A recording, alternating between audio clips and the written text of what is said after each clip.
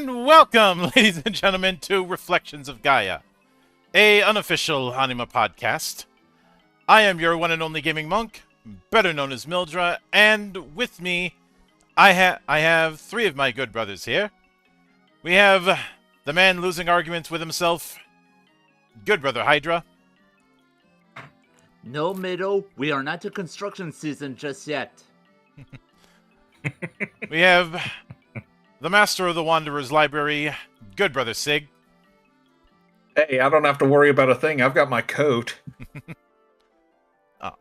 And the man who's only pronounced with one letter, good brother A.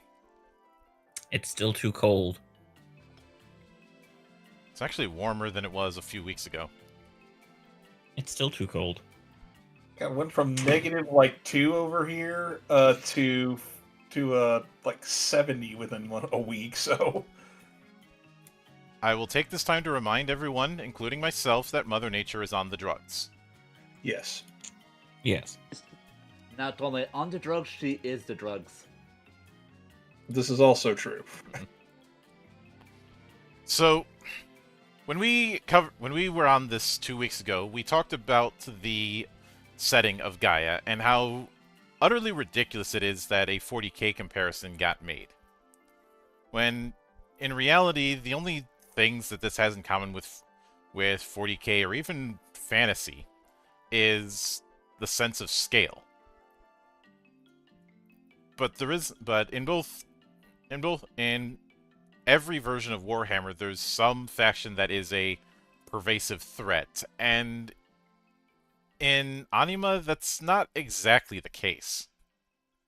There isn't an equivalent of a chaos or some sort of Darkland-like place that often a particular area. There's certainly no shortage of supernatural threats, but in terms of that existence-threatening problem that keeps coming back, there isn't really. The last time that there was that, and you feel free to correct me, is Ra.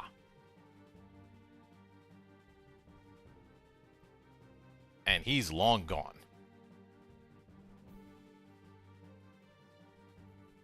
Indeed, he came back as well done. Mm-hmm. Yeah. Like most of the threats involve either internal things or just the threat of the supernatural world that had been long since cut off coming back. And all the beauties and terrors that come with it.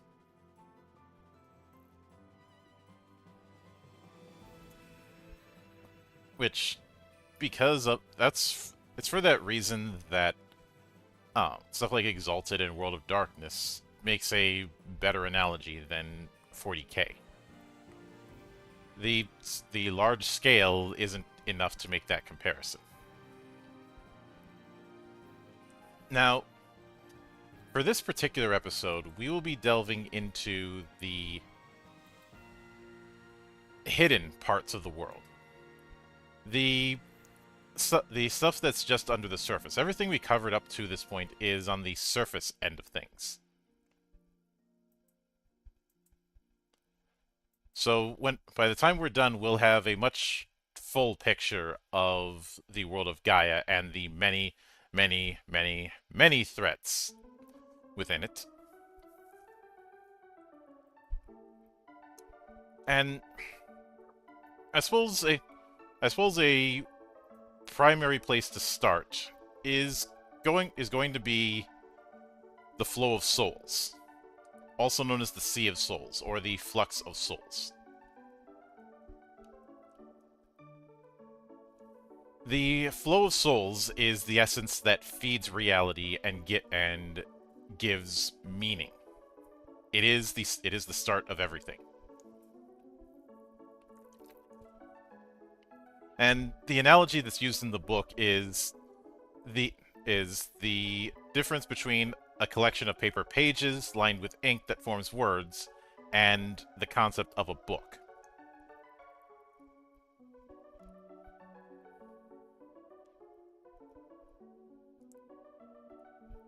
Although the way some people read things, I have to wonder if they don't understand the concept of reading. I mean, like, have you seen the kids coming out of high school? You're Yeah, not wrong. No, you're definitely not wrong there. you're gonna be in for some rude awakenings. I can promise you that. No kidding. But the Sea of Souls, also known as the Flux, is where concepts, ideas, and the like come into existence. Some call it Genesis, some call it the life stream. Ha! It is basically the spirit of everything. You could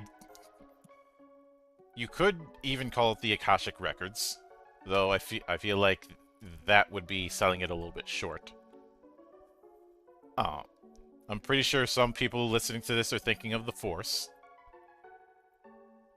which you're not completely wrong, but also that's again selling it short.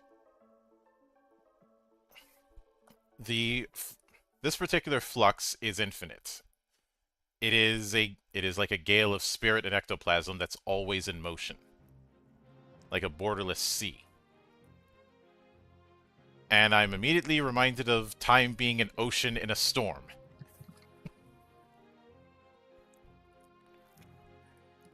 Hey, at least the original game in that series I can play, unlike the attempted remake. Oh, goodness. Yeah.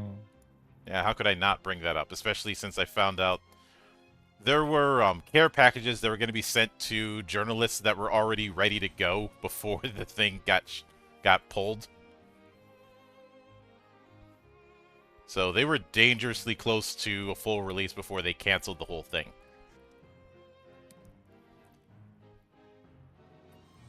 But the nexus of the flux is a gathering place of souls that have not been born. At the center of it, it is potential manifest. The children that haven't been born yet, the inventions that haven't been created, the books that haven't been written. When someone dies, their spirit returns to this sea and melts into it. They don't disappear, it shares with what it's experienced with the totality of that flux and will at some point return. So the analogy with the life stream isn't too far off. But depending on the strength of presence of that soul, the fusion back into the flux could be a few decades or even thousands of years.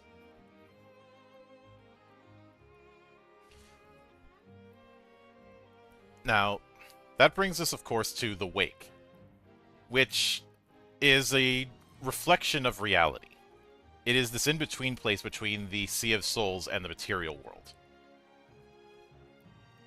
This is where you have the spiritual remnants of inanimate objects, emotions made manifest, and the residues of energy left behind by dead souls. Everything that's in the world has an influence on the Wake. Everything within the physical world has a duplicate in the Wake, an echo of the true thing. It is both a real place and an illusory place, depending on the depth you go into it. Visually, it looks similar to the real world, but it varies depending on the emotions that are in every place. A meadow that's influenced by positive feelings in the Wake becomes a paradise of beauty. Those places where people have suffered pain or fear, the Wake looks dark and gloomy, looking like a nightmare. Oh.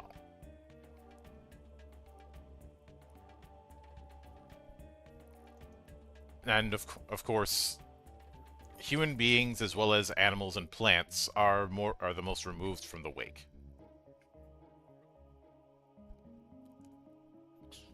Because, well, remember, humans were a created race.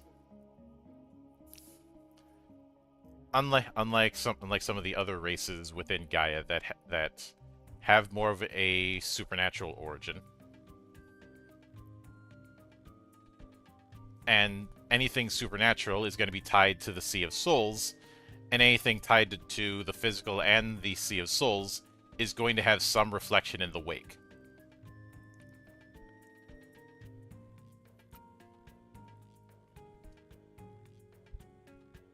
Of course, contradictory, despite how distant humans are from the wake, feelings that humans have repercussions in it. Which, I suppose I could draw parallels between the wake and maybe Silent Hill. That would be pretty good comparison. But also the spirit world in the Legacy of Kain games, especially in the Soul Reaver games. Oh god, that. Oh, Never played wow. Those. I've only played Blood Omen, but man, there are some good games. Mm-hmm. I've watched the others, but they're absolutely fantastic.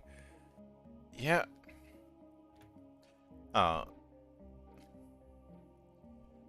Apparently, Raziel's voice actor was given a copy of Soul Reaver, and he couldn't get past the first stage. Oh man. Look, just because someone's talented in one field doesn't mean they're talented in all fields. Oh, he admits it. He's made fun of himself about it. At least he's a good What a sport good about sport. it. Yeah. That and him listening to his old dialogue and going, "How the hell did I come up with that?"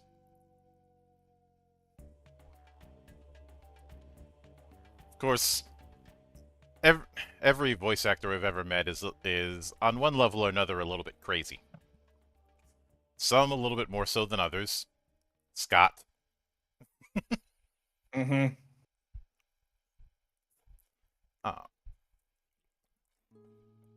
But while the wake is akin to a parallel dimension, most people can't see it or go into it. You might be able to feel it beside you at most, but you can't. But the barrier between worlds is still present.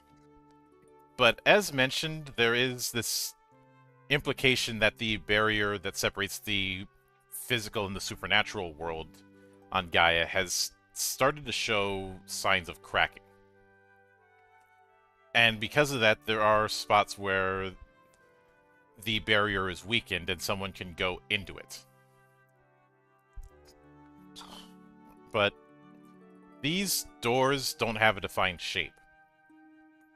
It could be something like a coin, it could be ruins, and there is no method to make them work. They react to intense feelings, but that's really it. And anyone who activates a portal to the wake doesn't even realize it.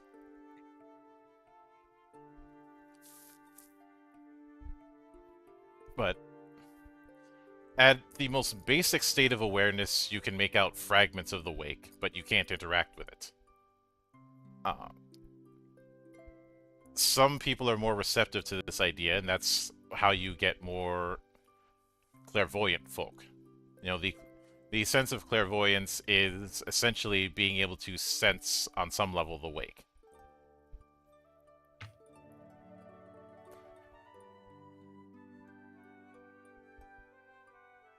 So it's like it's veiled, Mm-hmm.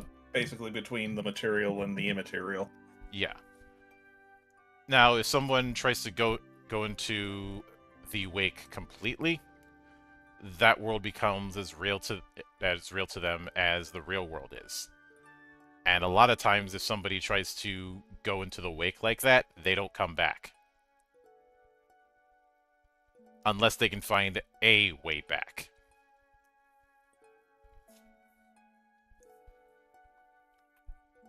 Now, one particular way that the wake can be perceived a little bit more easily is through dreams. The subconscious can see the wake and travel through it.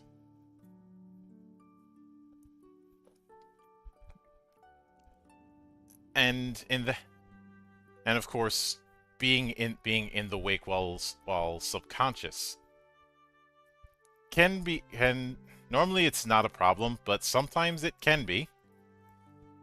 You are still dealing with the literal sea of souls or something adjacent to it. And, of course, intense feelings can have a ripple effect.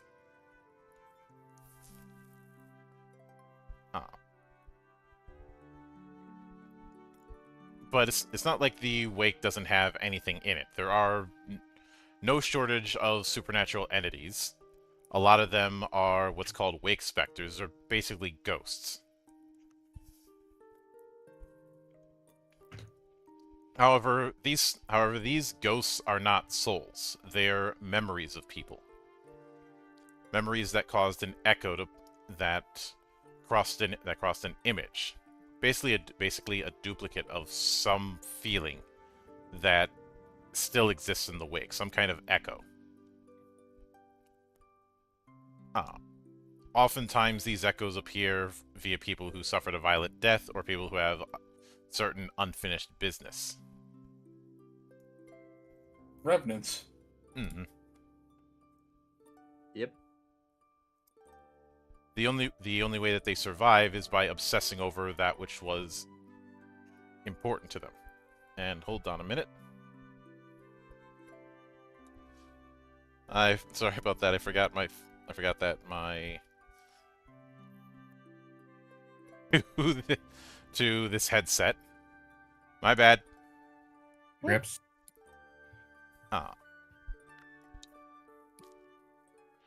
But even beyond the specters, there are plenty of other things that exist within the wake. A lot of supernatural creatures are within them. Some of them don't bother anyone, while others are trying to find a way out. I.e., for them, the wake is a prison. And this is why you need to make sure you meditate before you go to sleep. Otherwise, you're just going to leave yourself open for one of those people trying to hitch a ride. Mm-hmm. I played that game. It was actually pretty cool. Yeah. But there have been some entities that have claimed certain areas of the wake, calling themselves Nightmare Lords. And hoping by messing around with people sleeping and feeding on fear, they can get enough power to break out. Sometimes they will use their minions to possess sleeping people and have them act as agents. There are 5 Nightmare Lords that stand out. Malekith, the Prince of Crows, who, well, his boss fight was fun in Gate of Memories. The fact that, fuck you, I'm flipping your controls. Or, fuck you, I'm flipping the camera.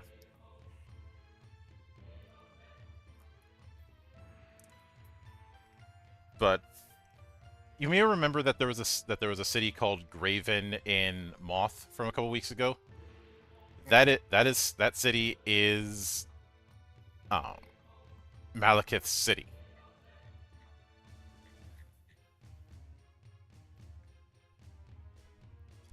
His plan is to have Graven fully manifest in the real world.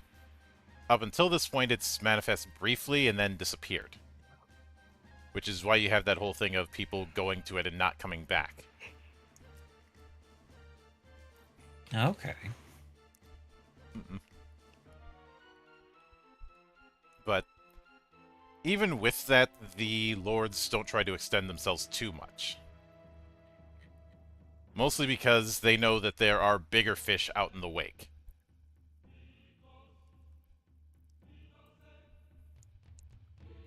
You know, in that age-old thing of don't get the Minotaur's attention. Mm-hmm. Yeah. But within the wake, spells and supernatural power can be seen by anyone, and you can perform inhuman difficulty tasks if the dice gods let you.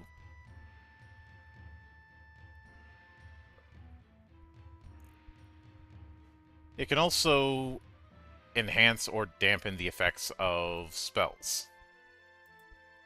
But before we get into the powers in the shadow, what do you all make of what I've told you about the way the Sea of Souls and the Wake works?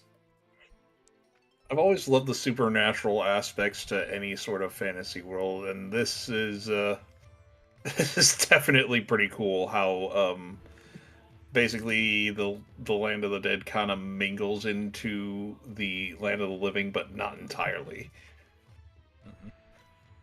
This would make a real interesting like a second act of a campaign.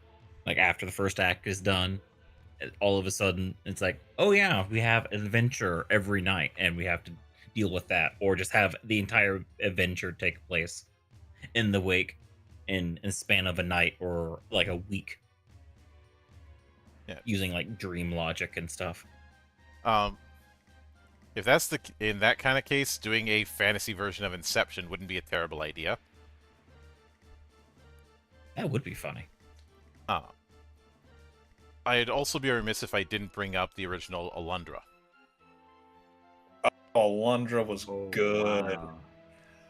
Wow.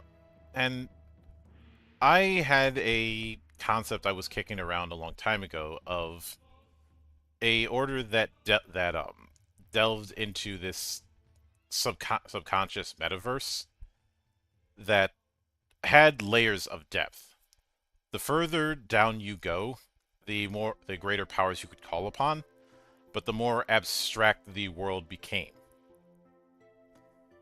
And of course, in those depths, there are things that you're best off not looking at. Mm-hmm. Gaze into the abyss.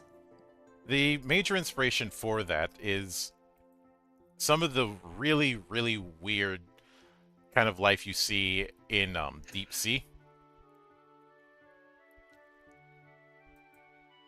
Some of that stuff is creepy as all hell, and I'll remind you that the Reapers in Mass Effect are inspired by the Reaper cuttlefish.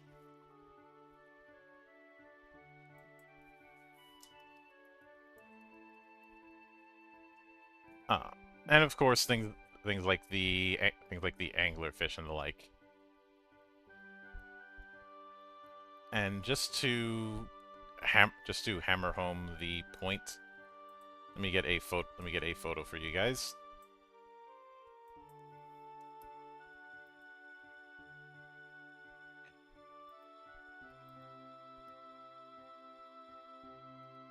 Oops. I wanted to copy the link, the image, not the link. There you go.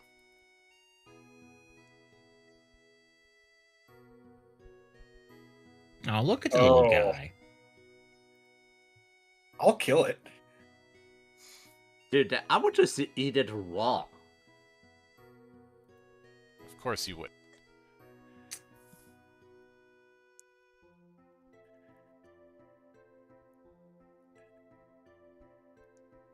But with that said, that's as good a time as any to delve into the powers in the shadow.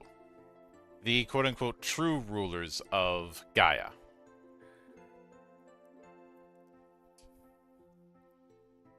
Because it could be said man is not the owner of his own story. There are 3 organizations that pull the strings of all important events that are an open secret among those who know them. Imperium, Technocracy, and Illuminati. Illuminati confirmed. And they likely were formed even before the War of Darkness, though how old these organizations are is not known. They rarely intervene, but whenever they do, even slightly, it has had massive impacts. Each of the 3 races has ties to each of the 3 major races has ties to one of the 3 powers, I should say. Imperium is a human-focused faction. Sylvain, the has the technocracy, which is, of course, the Light Elves, and the Illuminati come from the Duke Czarist, i.e., the Dark Elves. They have access to Magitech. Even their mundane technology far, far outstrips what anyone else can do. But they're not interested in dominating the world. After all, they could probably do that in less than an hour. Instead, they watch over the worlds and channel the advances to their own goals. There is tension between the three factions, but they, through some obligation, coexist with each other. Probably because they're aware that if any of them tried to fight each other, nobody wins. And heaven forbid we don't want to get rid of all that fancy tech. The joke must be made. Maybe I won't win, but I can make sure none of you don't either. Oh dear lord. It's I the actually classic adopted- Mexican standoff. I actually adopted that very same mentality when I was playing a card game with my nephews during the holiday break. I had no chance of winning, but I had every chance to reset the board.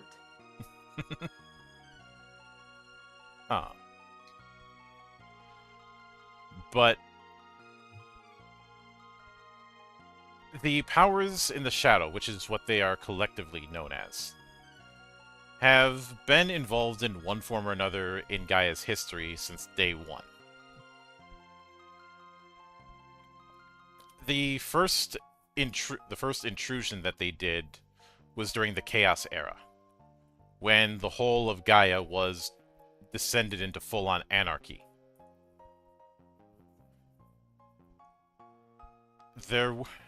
Humanity had started making civilizations, but they were far from the level of any of the other races, and they were spending more time fighting each other.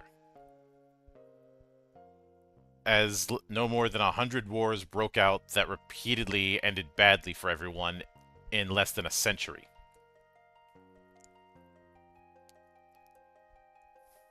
That's an impressive timetable. Over 100 wars in less than a century. That's effectively, on average, less than one war per year.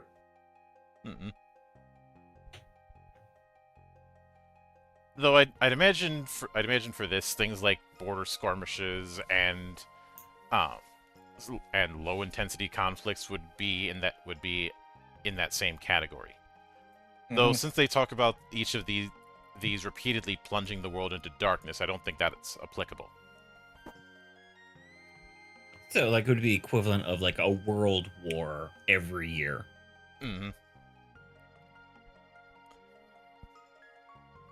Which I'd say if that's the case, imagine World War I, but it never stops. Oh, like something like Trench Crusade or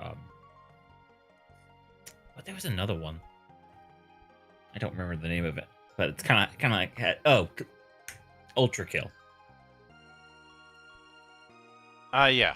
Mankind is dead. Blood is fuel. Hell is full. And full of Gianni memes. Yeah. Yep. Well, he does get paid in dog food. I wonder if he ever managed to get that check from Civi. And New Blood. Civi, maybe. New Blood, no. Definitely not. Yeah, no. I was about to say, No. because we all know how Dave Oshry is. But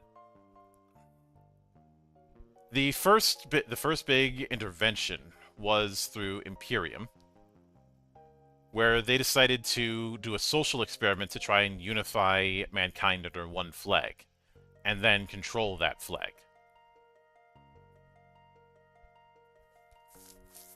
They created a advanced civilization. That civilization was Solomon.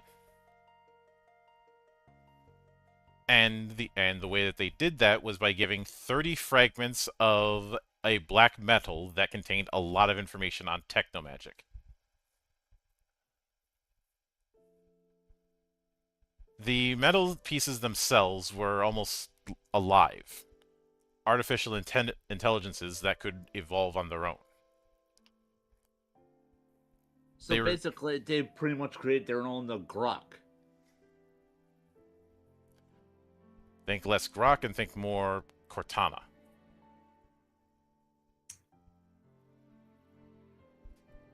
Or Edie. Yeah, that works. But which you'll remember, Iscariot was given 30 pieces of black metal, so the implication is it was Imperium the whole time. Like, joke's on y'all. It was an inside job. Mm-hmm.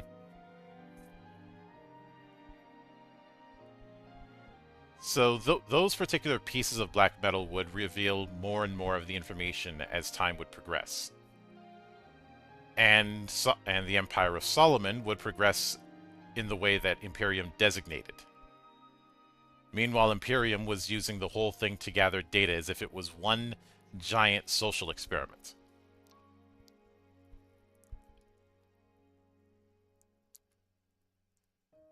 Kind of like the Vault-Tec vaults. Mm-hmm. Or, if I have to bring up 40K for this, the kind of impact that a single STC can have. Yeah. Yeah. Or remember, a group of explorers who found an STC that just had the blueprint for making a better cooking knife got ownership over a world as a result. Each of them got their own world to govern. Yeah, and even Space Marine chapters started using that template. Mm-hmm. But for about 50 years, Solomon was the most powerful empire on Gaia. And created a shit ton of advances.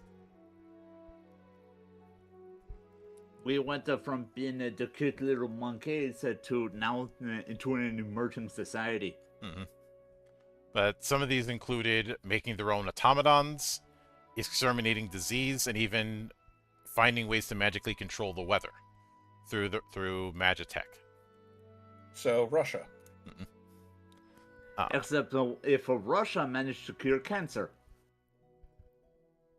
I mean, look, if you drink enough vodka, it kills everything. I mean, true. Yep. Fair.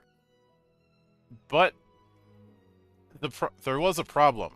The citizens of Solomon kept that knowledge for themselves and submitted anyone who didn't bow to them, and turning them into slaves. Because, of course, you have to be a dick with absolute power. That's not very cash money of them. It would be a real shame if something were to happen. Yeah. And because of that, the Imperium decided this is getting out of hand. We need to abandon the experiment. And they sent out the Jurgand, the Imperium's elite forces, against Solomon, and the empire that was dominating much of Gaia was dead in a few hours. And a lot of the knowledge that they had was erased. The works that Solomon had made were destroyed to their foundations. There is some Crusade era level of efficiency when it comes to well, again, 40K joke.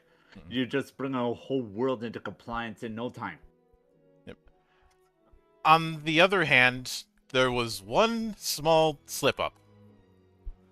The 30 pieces of black metal, Jurgand couldn't recover. They hadn't been able to find them. Because... That's definitely not good. Mm-hmm. And even now, those 30 pieces have never been fully recovered by Imperium. For all intents and purposes, they could probably be hiding under the pillows of a couch right now. Mm-hmm. But the intervention had other consequences. Namely, the Illuminati and the technocracy had found out about it. They weren't exactly high on the experiment as a whole, and warned Imperium that if they operated so openly, the other groups would do what was needed. I think you can put two and two together on that. Mm-hmm. Yeah, we all get it. So to make sure that things didn't get that far, all three powers came to an agreement. They would not meddle in Gaia in a similar way ever again. Note the wording there. In Gaia. More the Indeed. similar way, because even with that agreement, Imperium was secretly trying to do what they were trying to do with Solomon, but at the same time keeping them ignorant. And in order to do that, they created someone to manipulate history, designing a context for that environment. That person would be known as Abel, i.e. the universe's Christ. In other It was words, all an inside job. yeah, the whole of the Empire was born out of an inside job. The idea being unify all of humanity using this forged religion.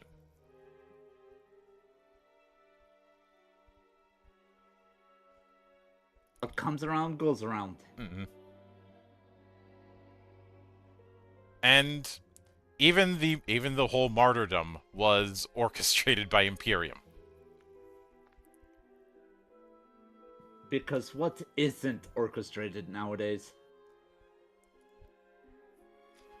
But unfortunately, once again, something slipped. Iscariot, for his betrayal of Abel, was given those same 30 pieces of black metal.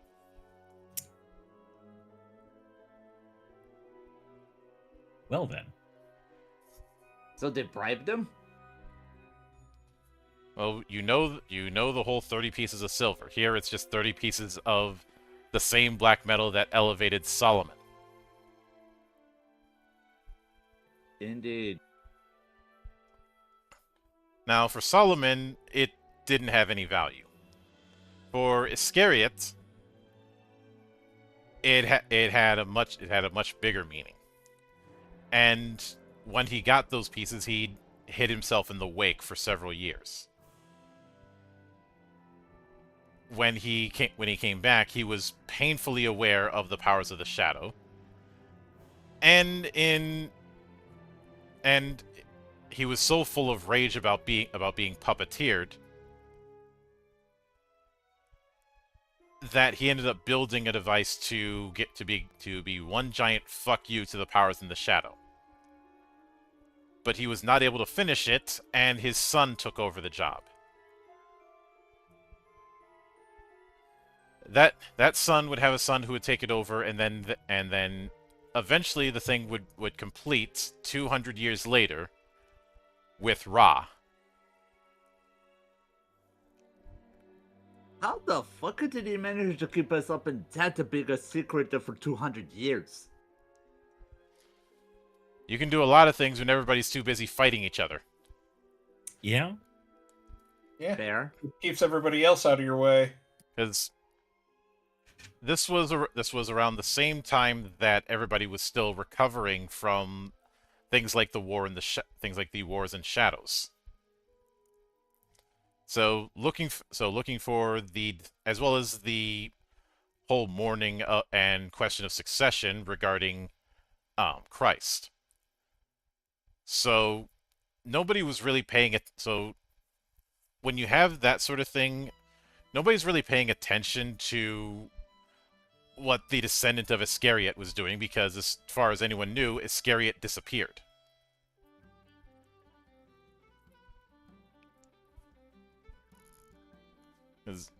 Let me check the timeline just so I know I'm not being too crazy.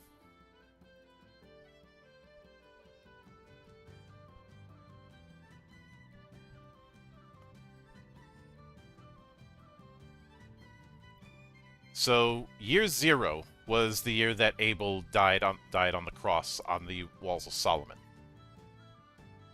The Solomon Empire was founded 2,500 years before that. Then 100 years after that disappeared during the 7 Hours of Fire, i.e. when Jurgen decided that they were going to get rid of them.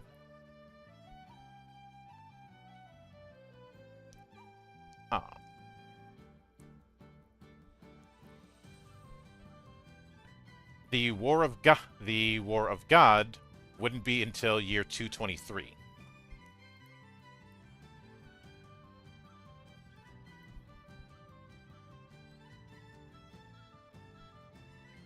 So, and around the time of Archangel being formed and the 11 Holy Kingdoms being founded, as well as the conflicts going about and the birth of Zorn Giovanni, Iscariot's descendants had a lot of time on their hands. Yeah, there's a lot of stuff and deception roles to be had during that whole time. Mm-hmm. I mean, at the same time, there was a lot going on. Yeah. Yeah, kind of hard to chase down those inspectors when you got a sword pointing at your face. Mm-hmm.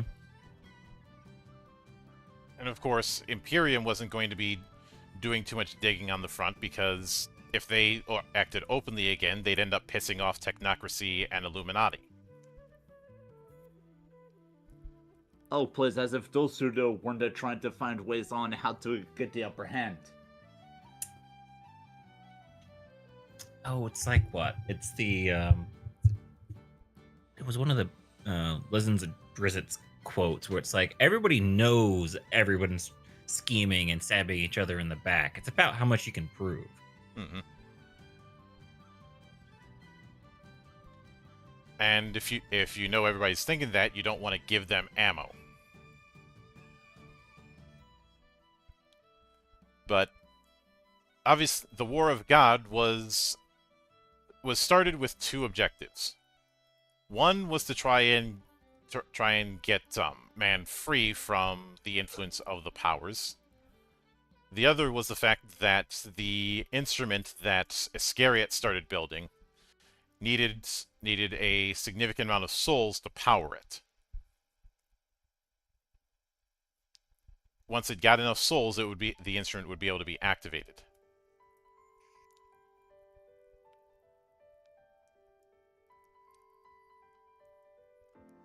And as mentioned before, when the war got started, most of the mortal races were getting their ass kicked. But the powers in the shadow couldn't openly act. They tried to act covertly. Ra got beat and tried to activate the machine as a final fuck you. The machine at that Good. At that point, why not to go for some MAD?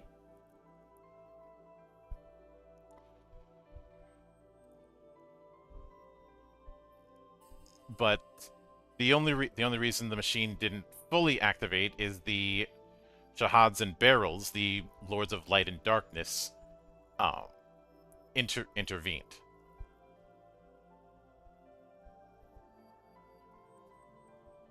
And but it was more that they were invited to the whole thing because the powers knew that no matter what happened, something this big was going to get their attention anyways, so best rip that band-aid off. The solution that the Barrels and Shahads came to, who are even as powerful as the powers in the shadows are, the Barrels and Shahads are far stronger than them. The conclusion that was made during that meeting was that the solution was the barrier, splitting the world into 3 existences, each group responsible exclusively for their own part of it.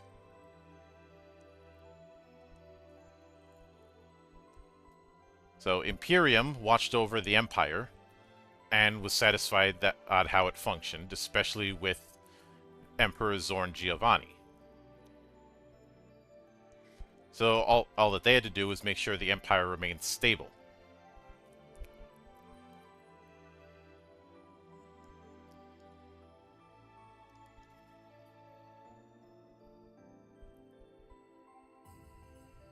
And because they knew that humanity wouldn't stay long under one flag, a system called the Auspice was developed to influence people in high positions to try and prevent large-scale conflicts, which that is one major theme you end up seeing a lot with Gaia.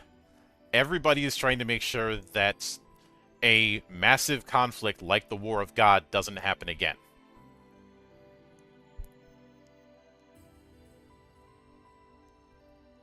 Yeah, nobody wants to have another world war so soon, Mm-hmm. or preferably ever.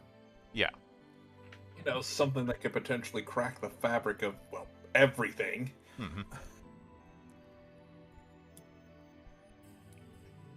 And things worked largely as planned for about 700 years, as they had continued to manipulate history like shadow puppeteers. However, with time, people began to develop immunities against the Auspice system. And then El Hajred showed up, who was not just some random-ass priestess. She was an Inner Circle member of Imperium.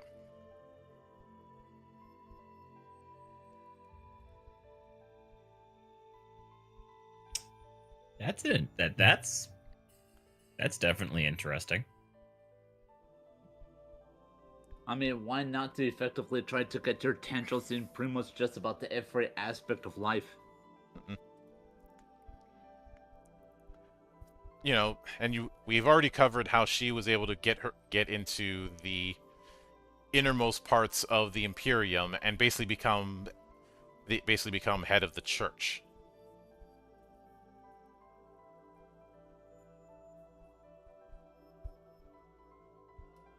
Even to the point where she tricked a group of Jurgand into siding with her.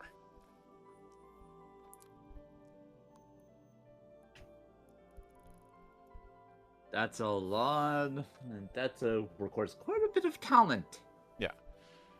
Of course, once the Imperium became aware of what she was doing, that was when she made her move, and in the process destroyed the Auspice.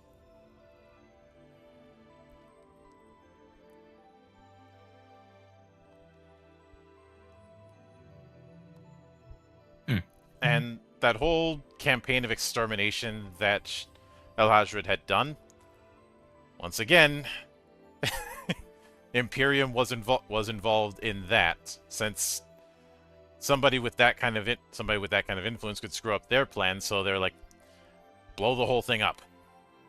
We're shifting to Plan B. That's B for blow everything up. I mean, Plan B is always good. My favorite strategy. Yep.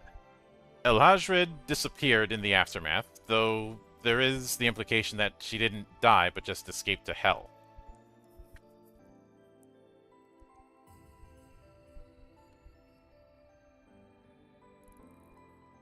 But because of what happened, the Auspice system that they had used to manipulate history was useless, and man was immune to it now.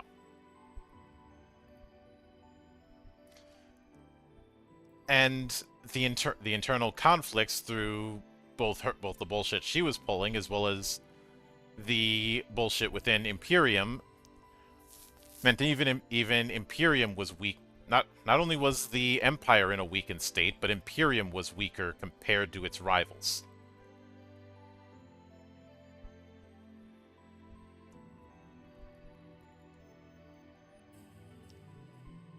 That's not good. Mm-mm. Though, as a means of trying to keep things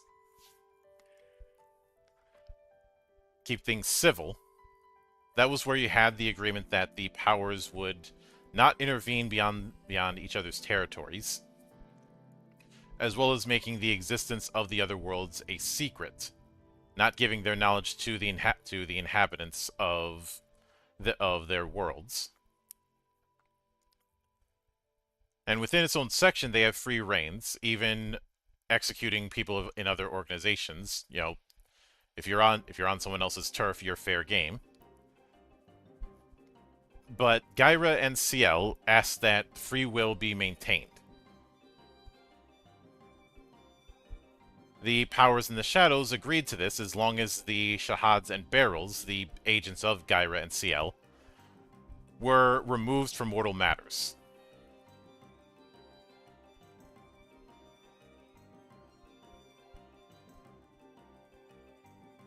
But there was also there was also one other clause that was included by the Shahads and Barrels, in which Imperium does not harm any progeny of Zorn Giovanni. Which is probably why Lucanor is able to pull off all the shit he does, because he's included in that deal. I mean, to the kind it's very hard to not abuse immunity like that. Mm-hmm. As far as why there's an immunity to the Giovanni lineage, it's probably because Zorn Giovanni was the one who changed the course of events in the War of God, and that was something that wasn't accounted for. So, like, why is it that this person managed to change the whole course of things?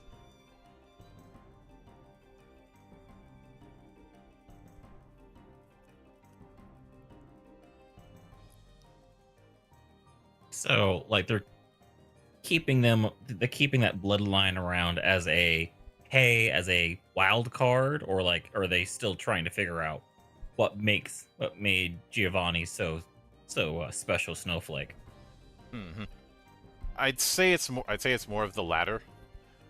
And because it was written as the progeny, it means if Imperium tried to take out Lucanor, the Barrels and the Shahads would naturally see that as a breaking of the agreement, and then all hell breaks loose. Literally. All hell's breaking loose. But as far as Imperium itself, when it started, that's unknown, though there's a bunch of theories. Some say that they gained divine powers after the War of Darkness. Some say that it started as a bunch of people who were doing a lengthy experiment with memories and supernatural abilities. The truth of the matter is only known to the Inner Circle. And while they have been weakened after the whole thing with Al-Ajred, they still have more power than Technocracy or Illuminati. And the only forces that can stand them are the Barrels and Shahads. The base of Illuminati is on a flying island called Yormagan, as of course it is called that. I mean, named look, after the world serpent. I mean, why not? Wait, no, Is that's it the also- world. That's the world eater serpent. Never mind. There's also the fact that they have a bunch of substations, all of them in the lower stratosphere, which when you realize that they have a bunch of floating islands hidden in the air, there's a part of me that wonders if Lucanor constructing that Zeppelin was intended as a threat. Probably. Like in hindsight now, it's like, hey, you know, look, I know you're up there. Soon everybody will know you're up there. Mm-hmm. I just realized what the perfect gift for that kind of thing is. Oh.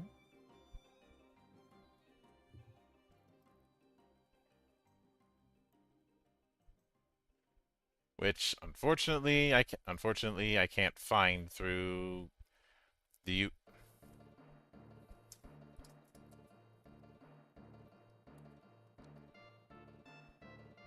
That's always the worst when you think of a perfect meme, but you can't find it at the moment. I couldn't find the gift, but the whole, now all of China knows you're here. Oh, yeah. Oh, yeah, yeah. But the... There are a few exceptions to the rules, because there are some substations that are under large cities. The organization has different strata, the main body of which is their agents. They move across the world, do the field work. Each of them has abilities adapted to the type of mission that's been entrusted to them. It could be infiltration, espionage, cover-ups. They always work alone. They rarely spend much time in the same place. Sometimes they might hold positions of importance, but they're never the person who would be the ruler. They'd be the advisor.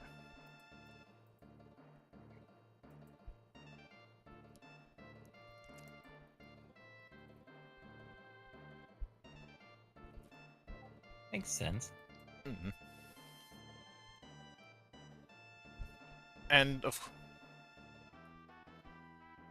a lot of times they're recruited among people that are gifted with abilities that Imperium needs, although sometimes they're made. The ones who are at the highest rank have the title of supervisors, who are the ones coordinating actions of other agents. You never leave Imperium, but sometimes you're allowed to retire via losing your memory and your powers. Like getting a Men in Black neuralizer. Mm-hmm. But after that is the R&D cells that deal with experimenting and advancing technomagic. Within that, you have a small elite body that puts together the equipment for Jormungand and Jurgend. Sometimes they will visit Gaia to obtain data. And lastly, the Inner Circle. I said, pardon me, that was my alarm. I'm sorry. Yeah. Then, of course, there's the Inner Circle. No one knows who is in the Inner Circle. The only person who was known who is in the Inner Circle has disappeared, that being El Hajred. They are mostly human, though through technomagic and supernatural implants, they are mostly post-humans. Pretty much like the Mechanicus from 40K. Above all of that, there is one man who directs the Inner Circle. Whatever he says is immediately followed. Supposedly, he has been around since the founding and has always been the one in charge. Not a whole lot is known, except for the fact that he is still fully human. He just hasn't aged. That's never a good sign. He calls himself Barnabas, and that's one of the main things that's known. And given how secretive all of the powers in the shadow are, even among each other, or among other agents, most of that secret is kept. If information gets out, they use some agents to erase their memories, bringing up the whole Men in Black thing, or alter the memories of towns or even whole cities as to maintain the secret. Despite the amount of power they can bring to bear, they try to not kill. It's nice that they have like one line that they don't cross. Mm-hmm. And this includes their policy on supernatural creatures. No matter how powerful they are, as long as it doesn't place the secret in danger, they leave them alone. Even if that creature is wrecking house all over the place, they generally leave them alone. Instead, they'll let the Inquisition or Tolrauco deal with it. Now, if it ends up endangering the entire human race, then they'll intervene.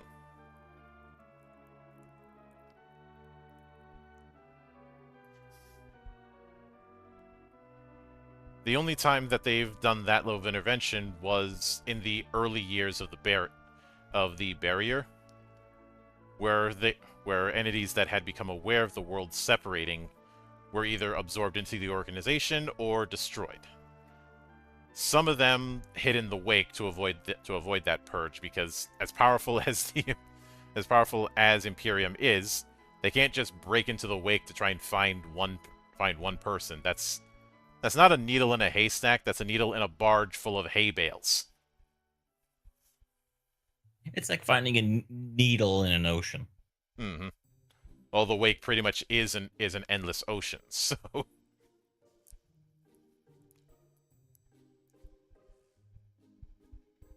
and you would think, if that's the case, they wouldn't want anyone going into the wake. If somebody goes into the wake, they don't care. Now, if someone goes into the wake and discovers the secrets, then they care.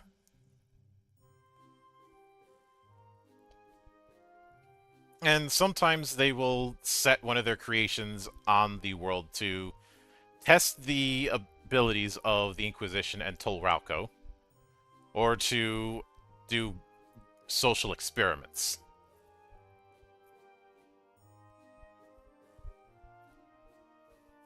And of course, they have eyes and ears pretty much everywhere in every organization, especially Tolrauco, who they have manipulated the most directly.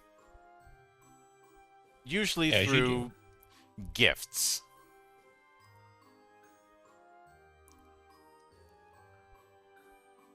Although with some individuals in Tolrauco, they work with directly and openly collaborate with them. One of them being Malachias Graft. Though the collaboration is very one-sided. Graft understands that Imperium is powerful, but he doesn't quite grasp how powerful they are.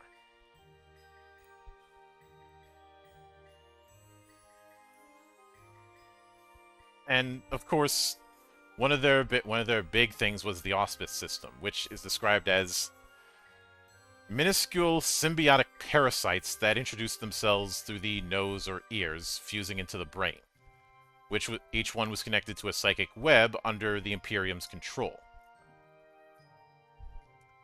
This would render people predisposed to do what Imperium wanted them to do without total controlling.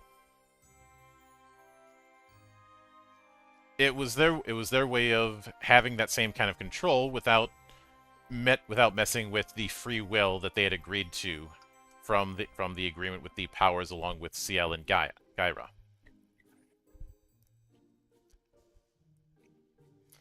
They still try to maintain control from the shadows, but it hasn't been as absolute now as it had been in the past. The Inner Circle isn't too worried, and their approach is wait and see to see if they need to intervene again. Though, as you might expect, one of their big concerns is getting the black metal pieces back. Yeah, having just one of those pieces floating around is dangerous enough. Mm-hmm. They are also concerned about Black Sun acquiring the Book of the Dead. Oh, splendid. Hmm.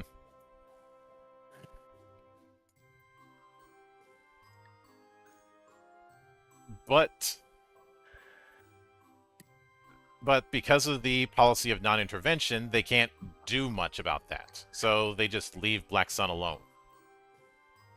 Basically, as long as Black Sun isn't messing around with the secret of other worlds, Imperium is like, yeah, whatever, make your man-made horrors beyond mortal comprehension. We don't care.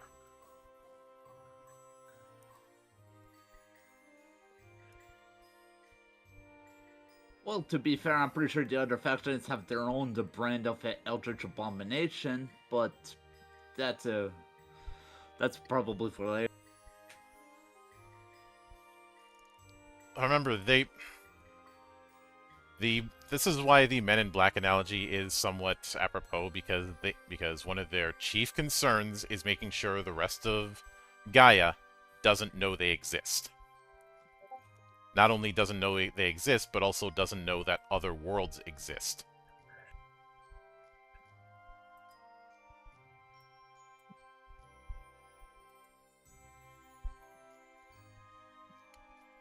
Oh, so I'm kind of reminded of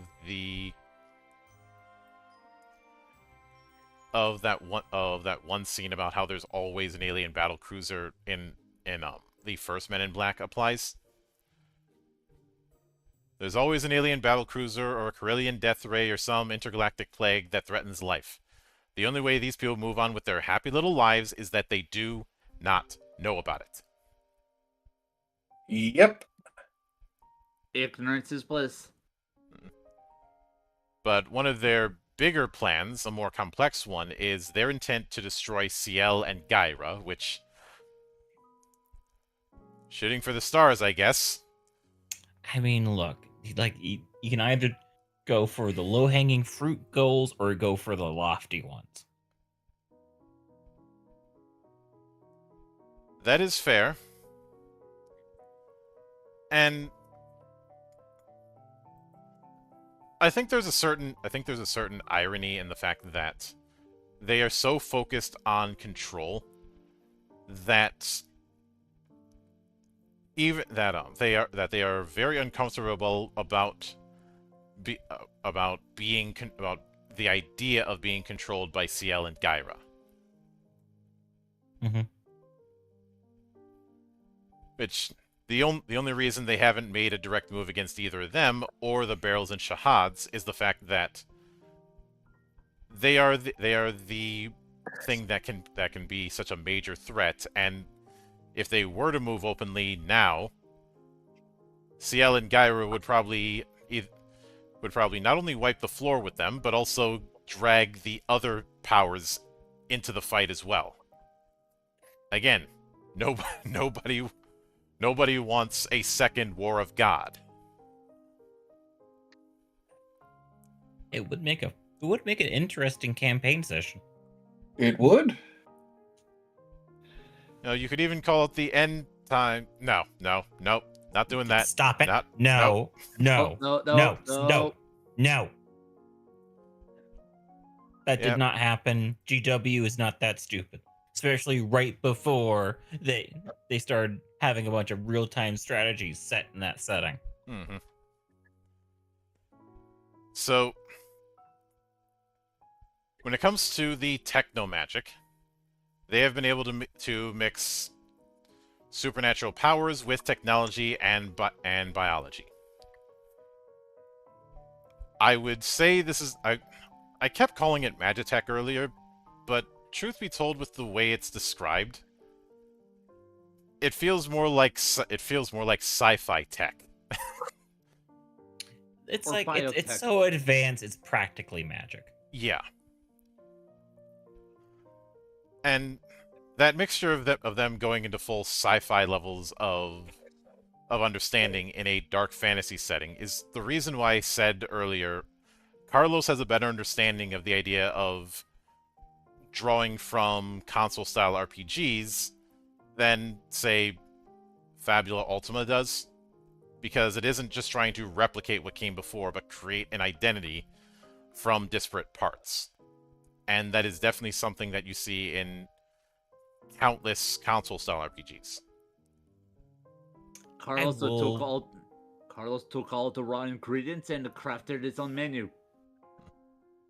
I will say in Falma Ultima's defense, from what I remember reading it, it's more about the group coming up with a setting and not just the GM being like, "Hey, this is what we're running." I've Like covered that in the video, and I also covered that in Okay. the stream that I did with Sig. Hmm, The problem is yep. the guidance that is given is inadequate. Do it this way. It is simply do it this way. Mm-hmm. And that's a bit redundant. Yeah. Especially given some of the stories that were relayed to me. I'll tell you about that after the show, eh? Okay. But obviously this techno magic doesn't look like anything that would be seen on Gaia. It uses magic and spiritual energy as generators, and the things that they can do ranges from controlling natural phenomena, erasing memories, having extensive server room level databases saved on very small psychic crystals. Am I the only one to picture in Doctor Doom right now? Just Dark Doom would probably, well, the only difference is Doom would make all this stuff and then immediately message Richards and say, "Ha, I made this before you did." Doom toots as he pleases. Mm-mm. Like when I was doing the reconstruction of One More Day with Mace, we went with this idea of it being a sequel to Back in Black and him going to Latveria because he's still on the wanted list, and Doom making a spider suit for him for no other reason than he was so offended with the Iron Spider suit, thinking, I can make a better suit than this and I don't have to put a control chip in it. It's the equivalent of like, I don't know if y'all could can feel this, but like you doing art the wrong way in front of your Russian art teacher. It just turns into what was your art turns into their art. Mm-hmm. But machinery is not the only thing that they combine with magic. They also do this with biology, and have made chemical substances that can heal almost any kind of wound and cure almost any kind of disease. And let's also throw in genetic engineering. They can mess around with DNA to alter the capabilities, physical and mental, of pretty much anything. So you're telling me these are the guys that would give us our anime cat girls? Well, given that they made a living computers thing known as the Ladies, you're not far off. Except Catgirls already exist in Gaia, so redundant. Yeah, but like at the same time, you know what? Fair. Mm-mm. But the Ladies are living computers that coordinate the substations. So in that regard, they effectively created Mentats from Dune. Or the living computers in some of Asimov's work.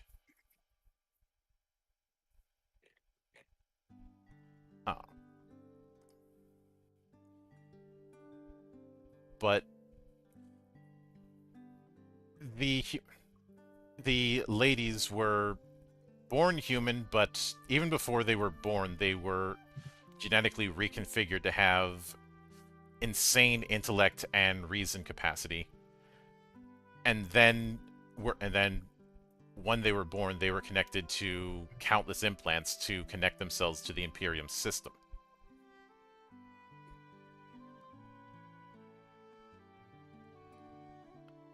And of course, this messing around with DNA has also created countless bioweapons.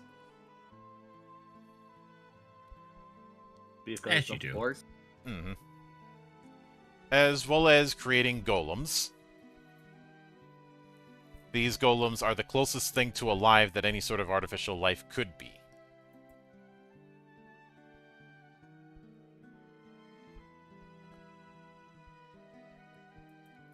So those golems are like what, one step shy of being a bunch of transformers? Mm, I'd say the closest thing to them would be the Yorha androids, given how each of them is described as being humanoid in shape. Fair.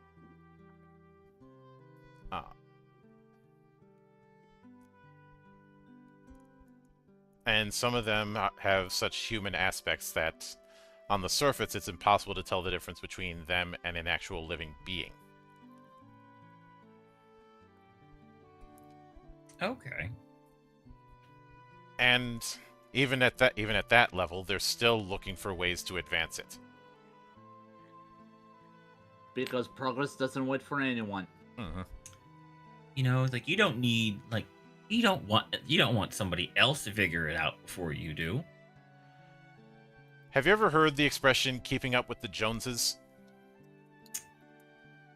Yeah. Or here's another way how to say it. If you're going to change your world, don't ask for permission.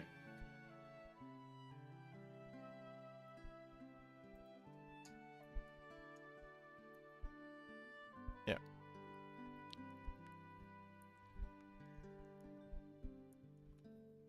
Because remember, they not only while they are the dominant of the three powers in the shadow, if they don't keep advancing, the others could catch up with them. So they have to keep advancing in order to maintain that dominance. It's kind of like American R&D, where it's like, hey, you know, we are on the top. We could cut this, but at the same time, we don't want one of the other guys to go and surpass us in some way.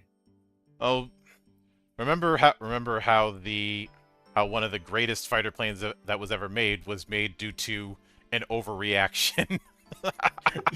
Yeah, it's like, well, look at this Russian aircraft. It's like, whoa, this is too crazy. We got to be able to beat this. Meanwhile, the Russians are like, oh shit, they called their bluff. Yeah, and that super plane was just yet another interceptor. Heaven forbid America's gonna keep having the biggest stick of them all. Mm-mm. Though, when it comes to Jurgand, they are the executioning arm. Executioning? That's not even a word. What are you saying? The executor arm of the Imperium. The secret army. Every member of Jurgand is a living weapon that could take out a whole army by themselves. The Spartan program?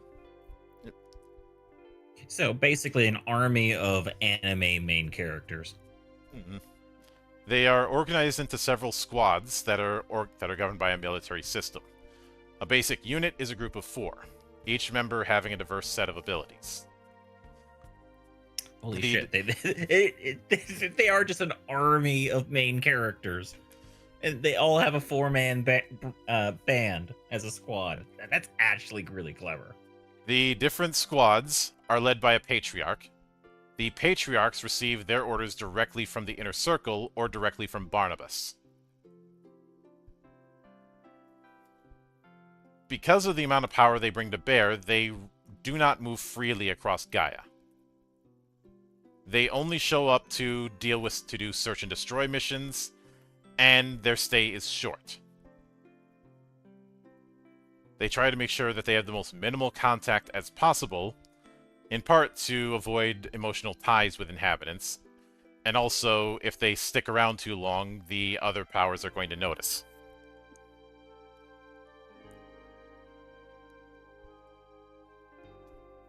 The agents of Jurgen consider themselves the only true humans and treat native Gaians almost like animals.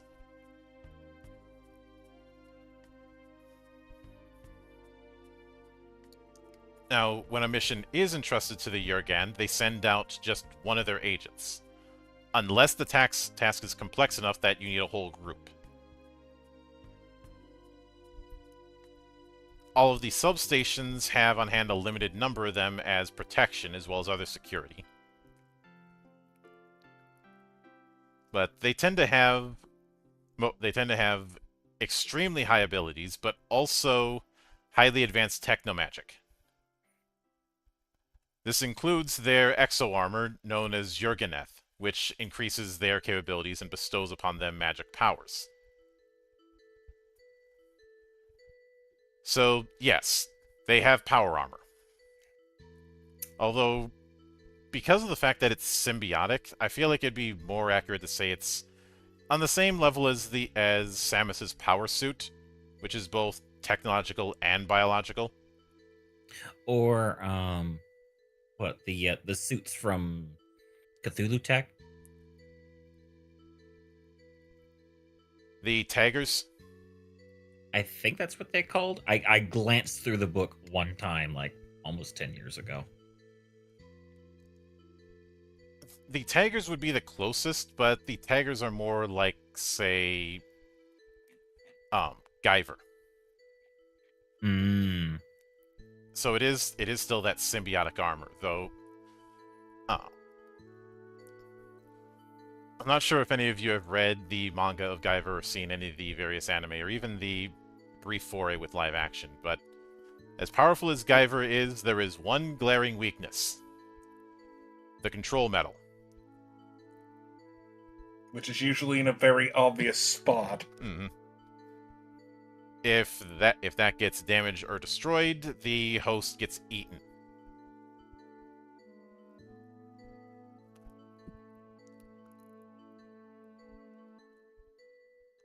But usually, members of Jurgend are picked up at very young ages, due to exceptional abilities at birth. And of course, if two agents have a kid, the kid will become part of the organization too. The majority They're like of the space. Sorry, they're like Space Marines, but like they don't be like, hey, boys only. Mm-hmm. Which that triggers so many people. Even though it has been explained quite clearly why, and why trying to invent new gene seed would be a very risky business. Not just because of the genetic fuckery, but also getting a breakthrough in an invention could be a way that Tzeentch decides to do some fuckery himself. True. Yep. Like you could think, oh, I got a breakthrough in this invention. Then you make the invention, and oops, that invention was a means for Tzeentch to bring some demons in to screw around. Good job. They also make a new minor god that they had going for a little bit, and then they just completely forgot about again. There was the whole Malice thing, which was a anti-chaos god, but because of a legal conundrum, that can't be used. Let me. And of course, there was that whole attempt to create an Eldar god during the Gathering Storm event. Inari? Yep.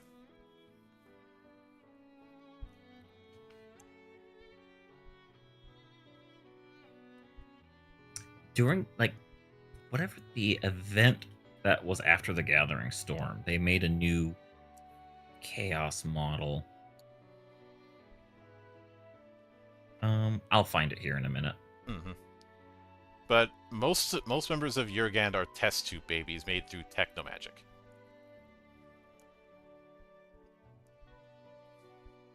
And their DNA is combined with divine essences known as proto-deus.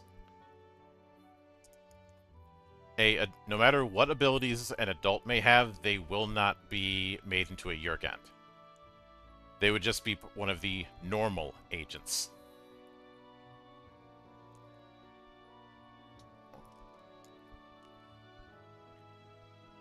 And I found him. The Arc Fiend. yeah, which that may as well just be another type of demon, not necessarily like an unaligned demon. But I think that was like his shtick, that he wants to ascend and be the 5th Chaos God. Which I'll give him credit for shooting his shot.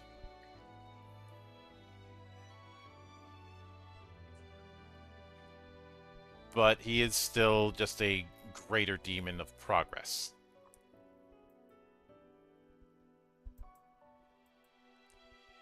True.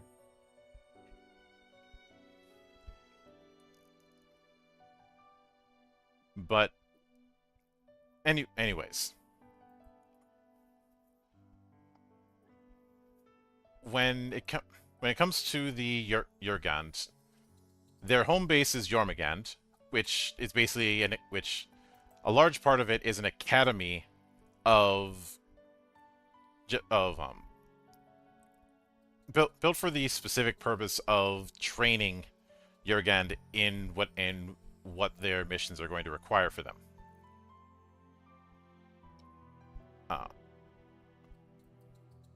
Their teachers can be high-ranking agents, mystical entities, or even members of the Inner Circle. They are divided into 13 houses, which are governed by members of the Inner Circle, which are either demiurges or patriarchs. Each student competes against rival houses to obtain the best scores. Those points are used as currency to acquire equipment that young students might need. And it's also a means to see what fields the student stands out in. Once they're in their last course, they're basically agents that can be sent on jobs under a professor. The graduation is a final exam, which might be a field mission or a test. As far as how many Jurgen agents there are, that's unknown.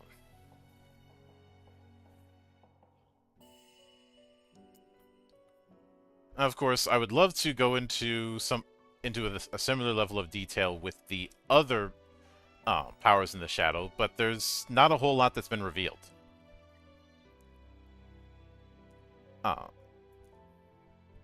The Illuminati keeps eye on the Duxarist, and is the most enigmatic of the three organizations. Go figure, the people that are managing the Dark Elves' progress are even more secretive.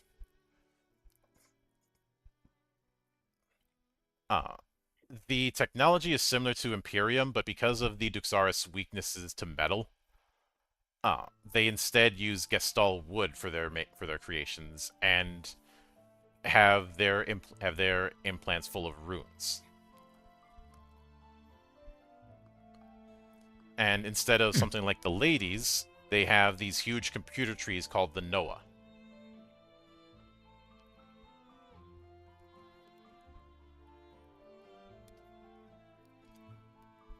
Now, the technocracy is run by the Sylvan, but has a bunch of other races in its umbrella. Those races are organized into different castes, and their agents are assigned capabilities instead of species. The funny thing is that even though they're called technocrats, their big thing is their knowledge of mechanical engineering and and psychic powers. They have their own version of technomagic that is based on metal and crystals. They tend to leave biology alone or have it in a separate thing. Their control systems are made up of large crystals, similar to the ones that Imperium uses, but far more advanced.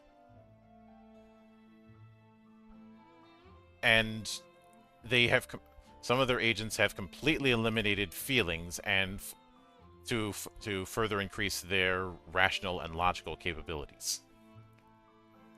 So yeah, the people running the elves are the closest thing to the Mechanicus that we'll find. And we thought Imperium leaned Mechanicus.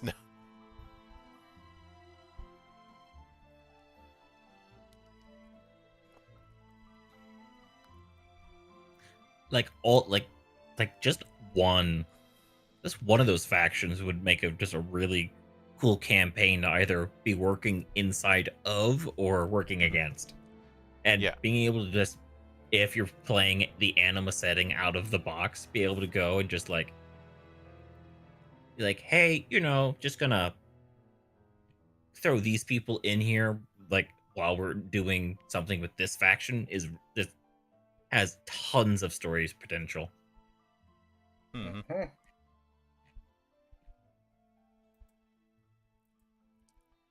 Oh yeah. And obviously a lot of the tech that was within Solomon can still be found in artifacts that are known as the Lost Logias.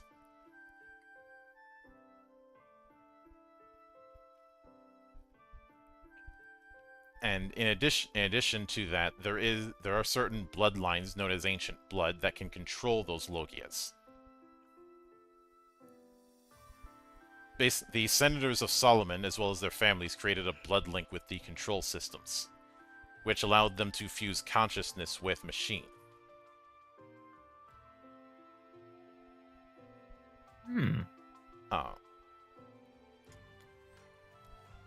However, in modern times, the descendants of those senators still have the abilities of that bloodline.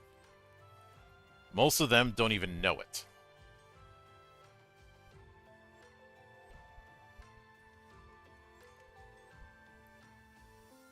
And Weissenschaft has tried to artificially create it. I presume that they haven't been able to do so yet. It's the progress in trying to do that did lead to things like the crows, the black fluid that is used to replace their blood that gives them insane powers. It works, but as we've talked about, it's not exactly a perfected affair. Varying degrees of success. Got it. Well, it'll work for a while, and then you'll either violently mutate into the equivalent of a chaos spawn or just die. You'll die if you're lucky. Best case scenario, you just die. Like I said, you'll die if you're lucky. But before we get into the matter of hell, I think we'll take a bit of a break for a few minutes. Damn good. So I will hit the BRB, and I will see you guys in a few. Okie dokie. All right.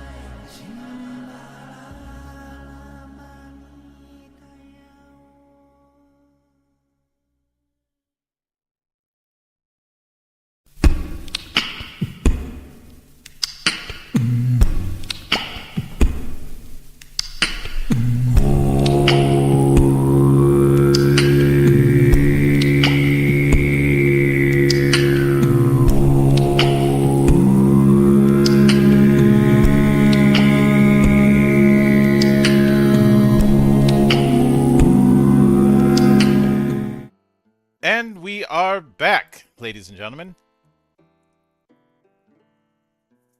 So, let us talk about hell.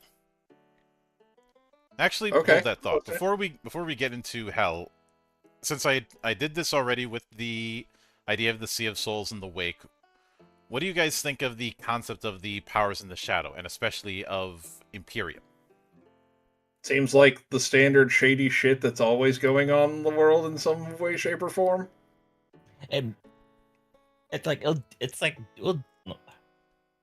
with the Imperium, it's like like you get a lot of ideas for campaign ideas for anima, or just steal it and put your own spin on it in either in another system, or even just hey, instead let's make anima spacefaring or whatever.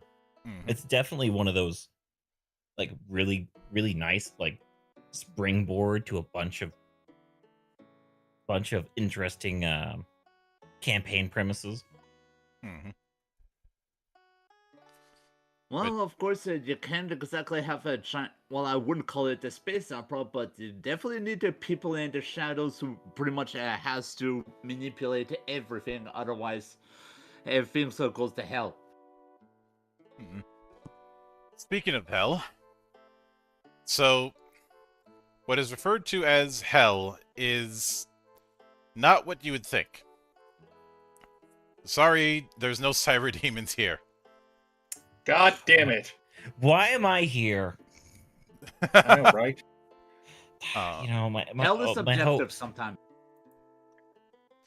You could say it's a really abstract kind of hell. Damn you!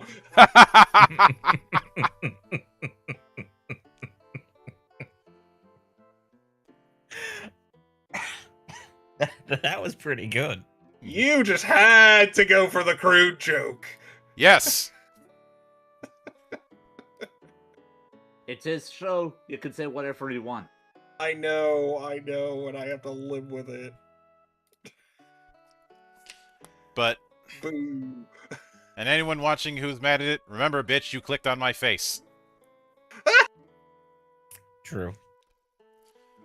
So, what hell actually is essentially what happens when somebody on Gaia crosses the barrier.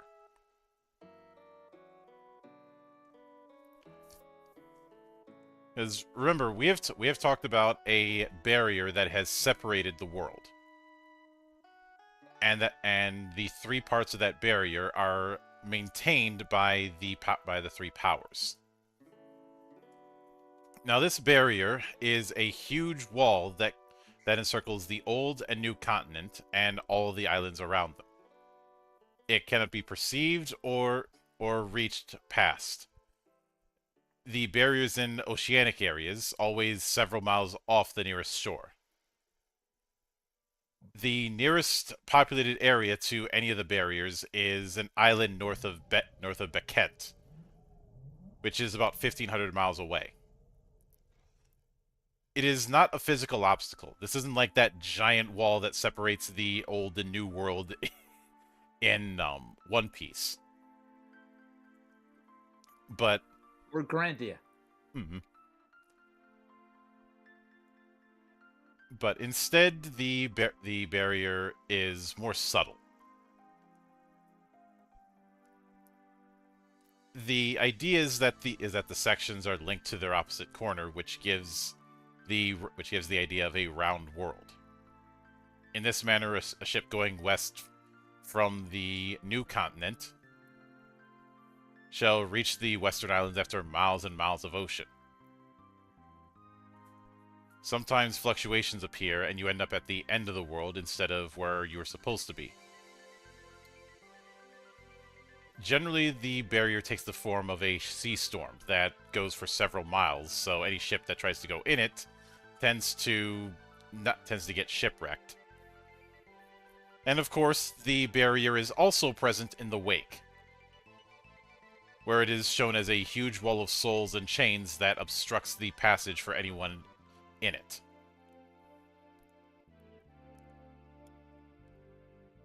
That definitely sounds like some pretty interesting nightmare fuel right there.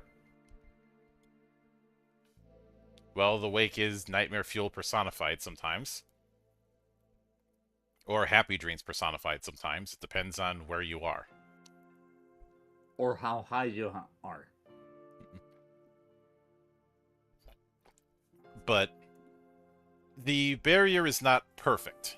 Sometimes alterations to it will allow small windows, but there's no way of knowing when the next tunnel to show up will materialize. But because the powers that made the barrier still wanted to keep in touch on some level with each other, there were control systems made that allow people to pass through it. These objects are keys and allow the barrier and people within its company to ignore the barrier. The keys are not in a definitive shape.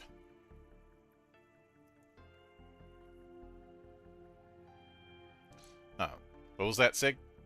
I said splendid. However, there are some old artifacts that were made before the barrier was formed that can act as natural keys. which is why Imperium has worked with Tolrauco to acquire those objects. But even then, there's still a lot of those objects that are all over Gaia. And of course, there is knowledge to make a key within the pieces of black metal. Of course. For all we know, that random coin in your pocket could be one of the said keys. Mm-hmm. Yeah. But there are intermediate areas within the barrier. Sometimes these areas are vacant and have nothing but ocean. Sometimes they have small islands that might even have creatures. They are like micro worlds that end up developing without the supervision of any of the powers, where an unknown culture that may have thrived over Gaia has some form of existence.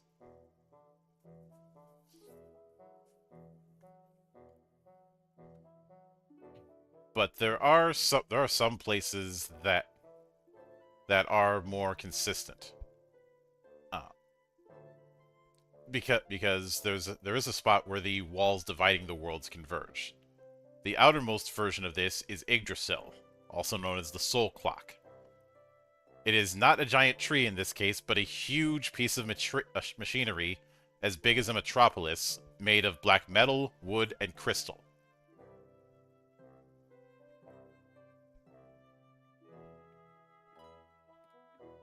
You know, that actually would make up for some pretty badass fan art.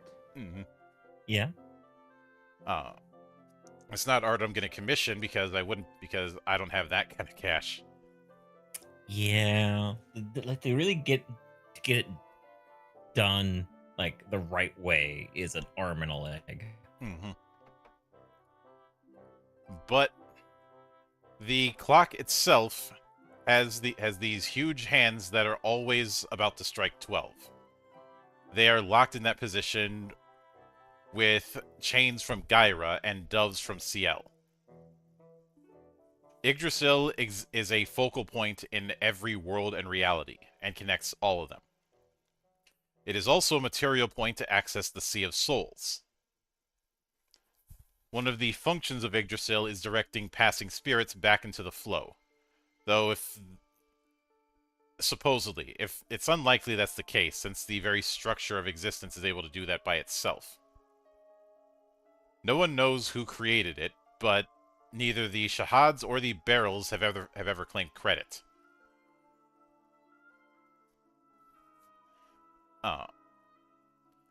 It is possible for someone to gain access and go inside of it, but whatever is in there is not known, and even Jurgen agents who have tried to go too far into it don't come back. A small part of Yggdrasil's energy was redirected to the machinery in order to create the barrier. And around the clock are 3 Chronos pillars. The technomagical artifacts that create the walls that divide reality. Now, as far as the second point of convergence, no one knows what's in there. It could be a vacant area, or it could be something that everybody has tried to hide. And that is one recurring theme I do enjoy, that there are powerful things out there that are best left unsaid, that even the big bads of the universe are trying to keep locked. It's like everybody may be at each other's throats, and all of them want to win, but everybody agrees on hey, there are some things that we're better off not messing with. Mm-hmm. Hell, even the 9 Hells and the Abyss in Dungeons and Dragons work together at some point. You're like, you know what? Let's stop fighting. Let's fuck up this. We can kill each other when it's over. Mm-hmm. It says a lot if even Hells can get together like this. Mm-hmm. Now, the world that's under the control of humans is the one known as Gaia. That's the world that the Imperium controls. The world that the technocracy controls is known as Kalis, also known as the Sea of Clouds. It is the dwelling place of the Sylvan, as well as other Fae-like races. Now, its geographical disposition is unheard of. The surface has been subject to death and desolation, oceans turning to blood, in a vile aura across the land, killing anything that treads upon it. Its inhabitants make their abode in the skies on huge islands and flying continents, surrounded by an endless sea of clouds. They float thanks to the tears, these gigantic crystals that fell from the sky that cause these blocks of ground to rise and become its population's home.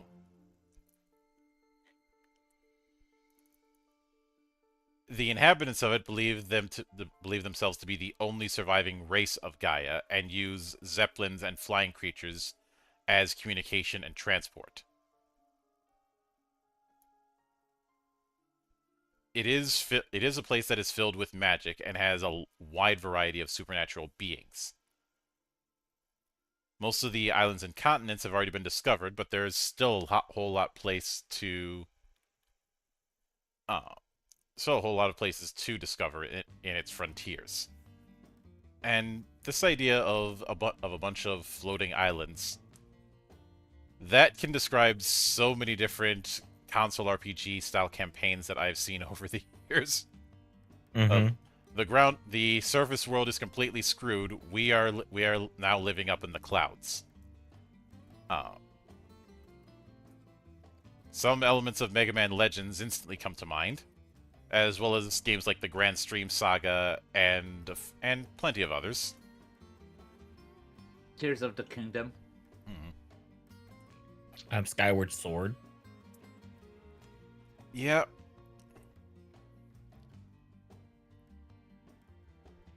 Even Last Exile.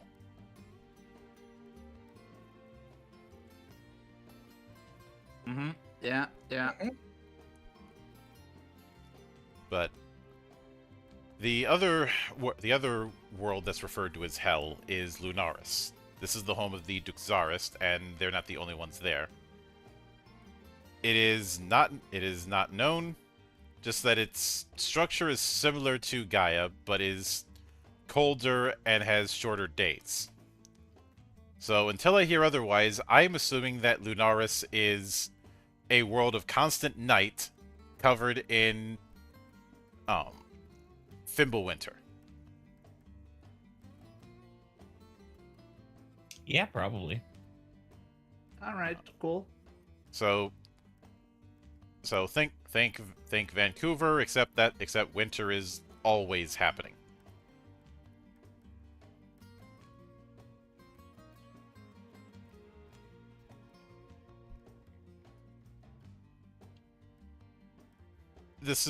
The Hell area is also where we get the natural forms of some of the supernatural races that, within the core rules, only appear as Nephilim. This was something I talked about a couple weeks ago, that a lot of these supernatural races that got wiped out in the War of God reincarnated in human bodies. And because of that, have lessened versions of the same traits that the originals do.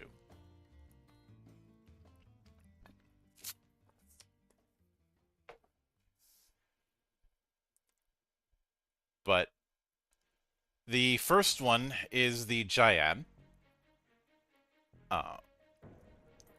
who I guess you could describe the Giant as a minotaur-like folk. They have big horns on their heads, as well as a third eye in their forehead that is usually red.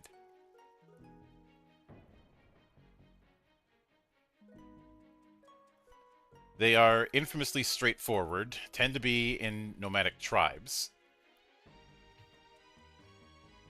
and they do think of themselves as a warrior race. Well, You're when not you're a dealing with walking the average warrior. When you're a walking mass of muscle, it's kind of hard to not to be a warrior race. They do have a heavy amount of shamanism within their culture. And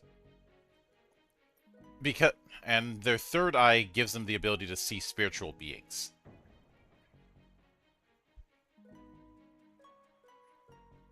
And of course, they do have an appreciation for their horns, and they decorate them meticulously, as well as engrave their feats on their horns.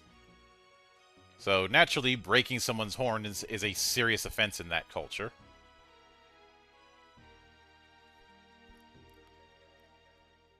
The only thing that they're missing now is effectively their equivalent of the Book of Grudges.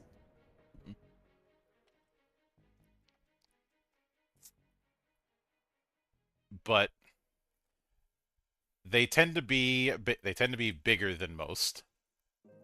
As mentioned, they're certainly the biggest of boys.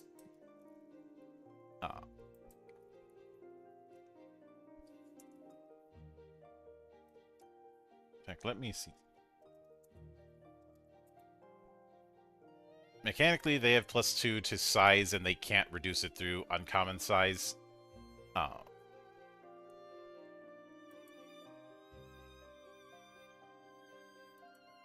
But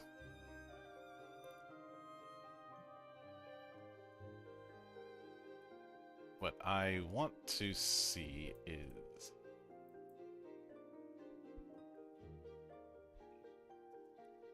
I need to check something. Give me a moment.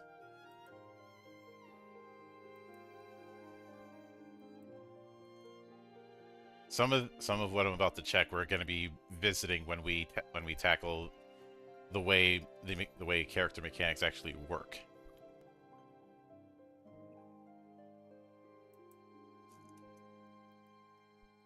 Ah, here it is. So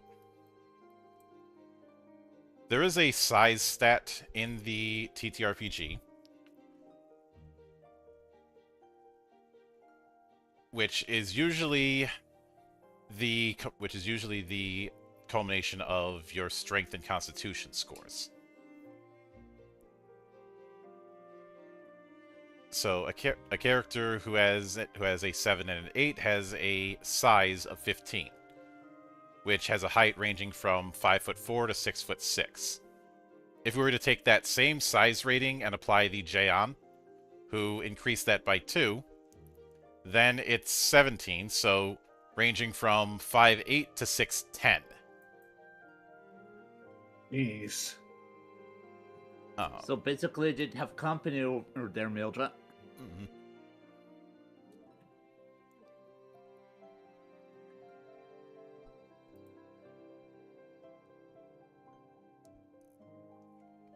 Now, of course, if you had like 10 each in those, which you could, that'd be size 20, which would be 6'6" to 7'9". In other words, huge. Yeah, and height-wise, ranging from 245 to 705 pounds. You're beefy.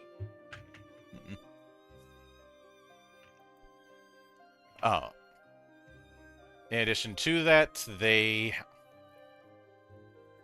have higher strength and constitution. They cannot lower that with a disadvantage. They have higher amounts of fatigue. They have higher amounts of physical resistance. The third eye lets them see spiritual beings, as mentioned before. But it does not mean that they can see spells, mystic effects, or psychic effects. Of course, their horns give them a natural weapon. Of course. Because why not the bull rush? Mm-hmm. No pun intended. Yep. When performing strength checks, they can perform in human tier 1s. On the other hand, they are susceptible to magic. They have a significant penalty to magic resistance, and a 1-point penalty to the power characteristic.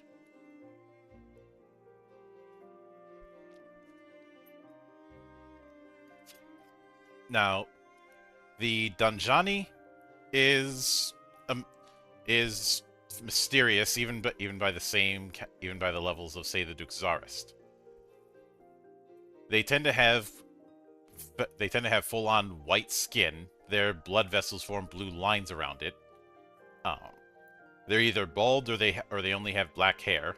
They do not have fingerprints or nails. They facial-wise, they look very similar to each other with few salient features. To recognize each other, they will mark their faces or hands with insignias of their houses. They can live to 300 to 400 years, and they usually attain maturity at about 40 or 50. Once they reach adulthood, they do not visibly age. Jeez, that's a hell of a thing. Mm-hmm. Yeah.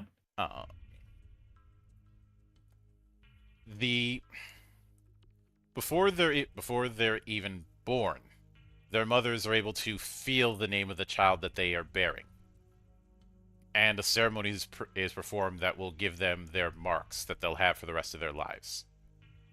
Names are a big damn deal to the Dajani, and holding someone's name holds great power over them. As a result, they will often go by pseudonyms and only reveal their name to those they fully trust. Think of true naming in the Earthsea books.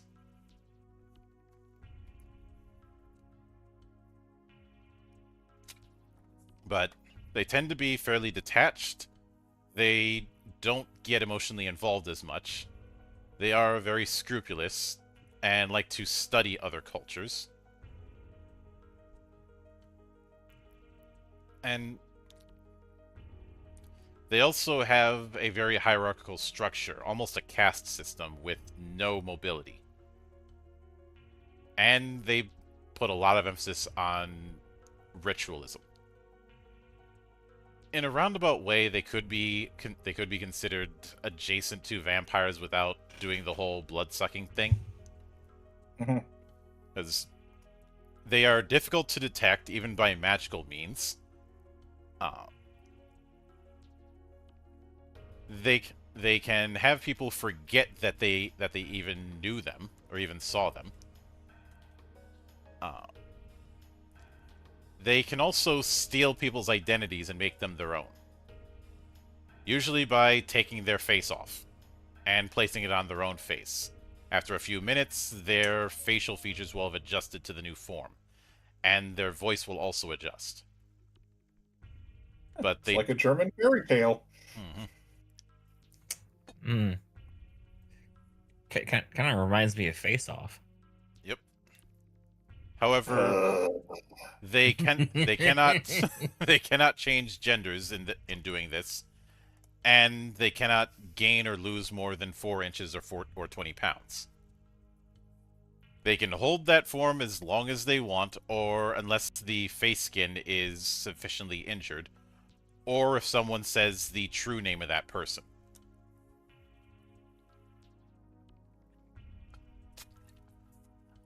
However, after losing that identity, they can't gain a new one for the equivalent amount of time that they spent in the last one. And their ability to make people forget them is diminished while using that ability. If they travel barefoot, their tracks erase themselves as they go. And if you try to, it's more difficult to overhear what they're going to say if they're not talking to you.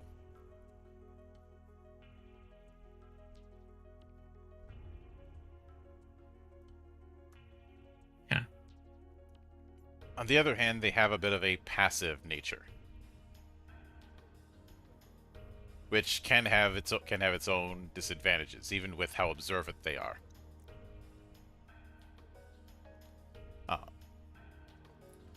But then there's the Sylvain.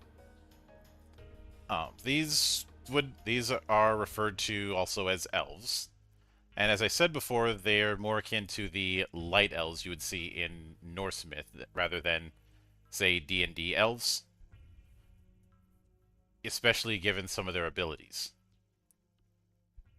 Now, some of the fair appearances you'd expect of elves is certainly here. Um, the the eyes or hair tend to be very bright colors,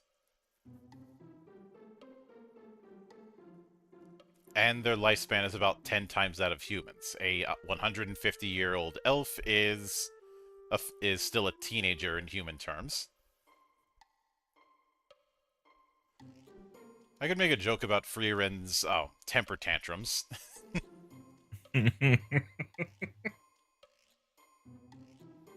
Because as old as she is, by elven standards, she's still a kid.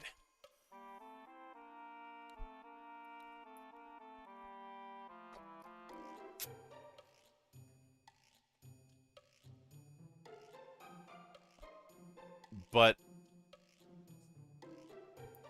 a lot of the stuff that you would expect elves to enjoy, they certainly do. Um, though they do have a tendency toward melancholy, and fear change the most, which leads to them being afraid to get involved in other natures because of the whole curse of time kind of thing. Hmm. Societally, they value equality and order. Uh,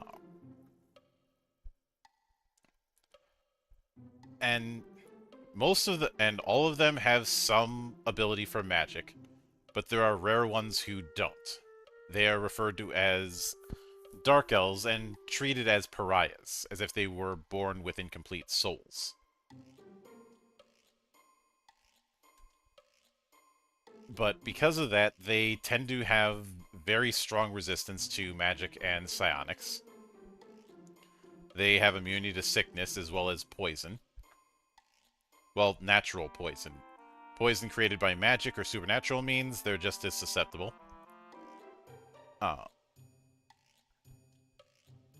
They only need about a fifth of the amount of food or sleep as a normal human.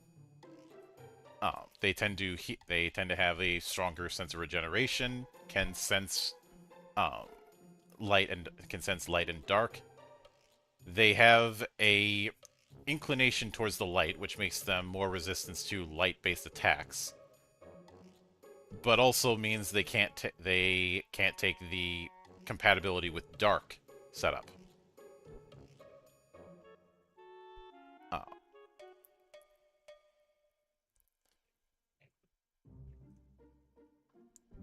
Now, the next one is the Daima, which these ones are the catfolk. And hey there, William.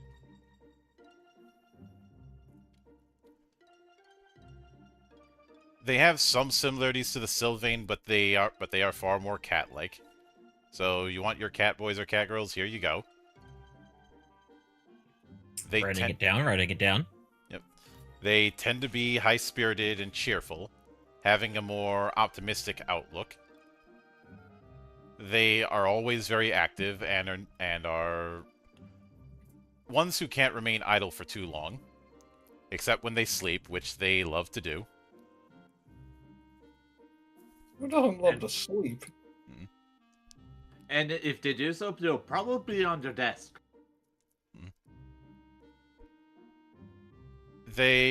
On the other hand, they are fickle, and if something's excessively complex, they might lose interest pretty easily. They like being the center of attention, so traveling and exploring are big things for them. But they're still very attached to nature. They also tend to get attached to people easily and aren't the biggest fans of violence.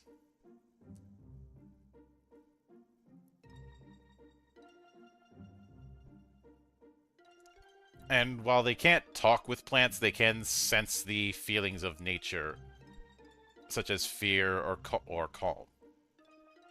Their claws and their fangs can be natural weapons.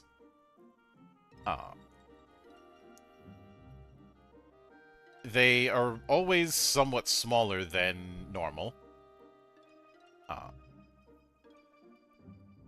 As long as they're within a forest, they can heal from wounds far more easily.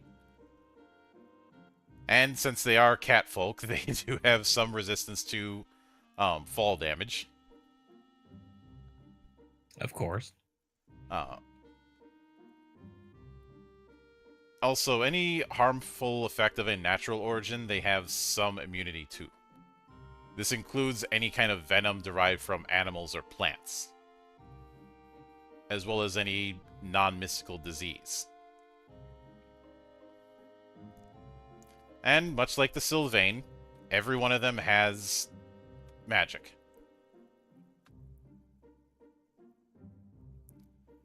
They also don't have to worry about difficult terrain if they're in a forest. Even if they get tangled up in brush, it's not a problem for them.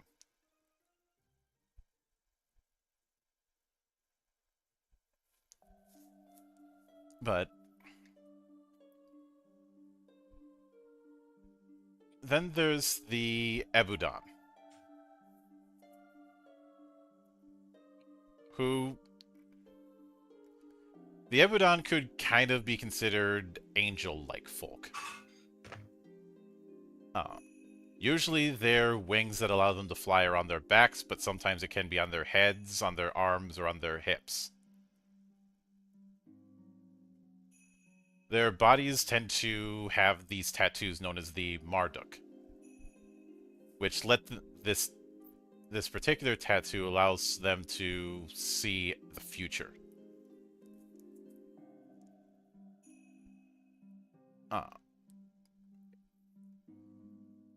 Through studying the Marduk, they end up discovering that they are destined to bring about some important event.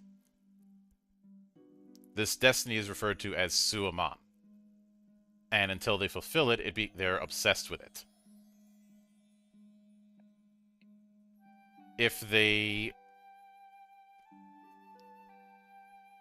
Because the thing is, originally the Ebudan were made by the powers of light and darkness to watch over alterations in the material world, as well as correct those alterations. However, their intervention pissed off the Shahads, which decided to banish them and strip them of their powers. The idea is that if they fulfill that particular Suaman, they can regain their powers.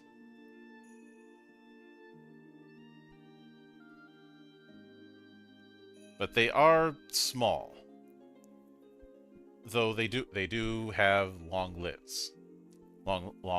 They tend to mature at age 25 or 30 and usually live for about 300 years. If they fulfill their objective, their aging stops. But they can still die the old-fashioned way. Be a little overpowered if they couldn't be killed that way. Mm-hmm. But when I say small, I mainly mean the fact that there aren't that many of them, compared to the other races. But the Duxarist, who I've talked about in the past, are probably one of the more powerful races on Gaia. They're tied to darkness and, to a lesser extent, fire.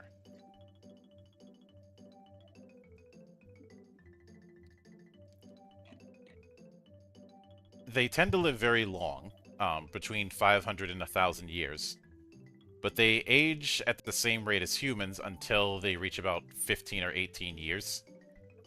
At which point their development freezes, which is why adult Duxaris don't look to be older than 35. When they are reaching their last days, their skin starts to crack until they turn to ashes.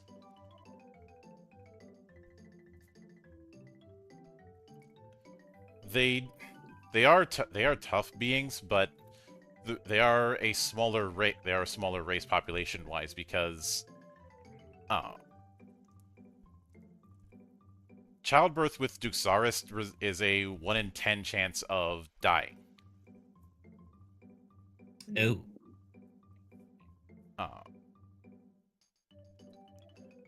also the it also is a longer process.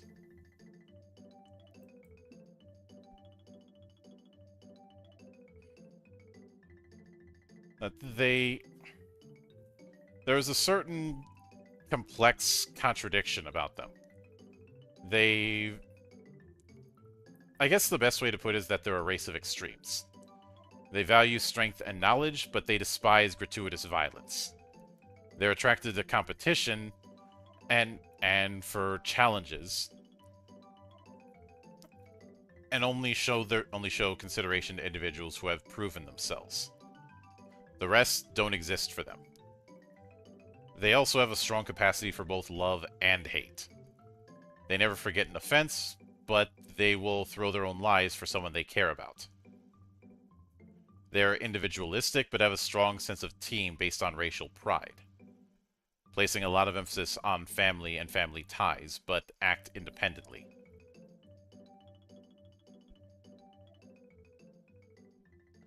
So, like I said, there's a kind of elite-minded contradiction about them.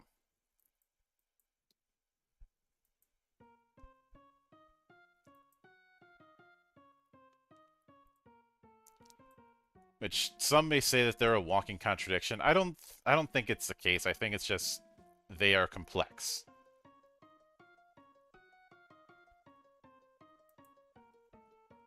But the whole race has a lot of supernatural power. Men tend to have some degree of pyrokinesis. Women tend to be inclined towards magic, but that is not fixed. And it's also not uncommon to have individuals born with both.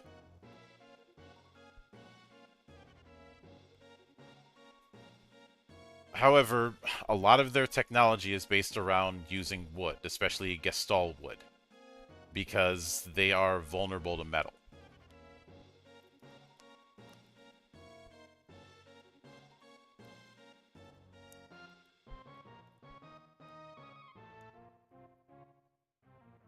But even beyond that, they are far tougher than say the Sylvain.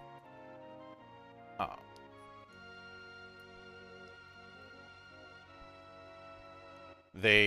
they tend to have a much harder time dying. They tend to heal pretty quickly. They only need 1/7 of the amount of food.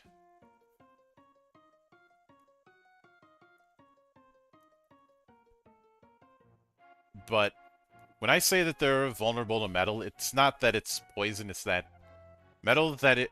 various metals will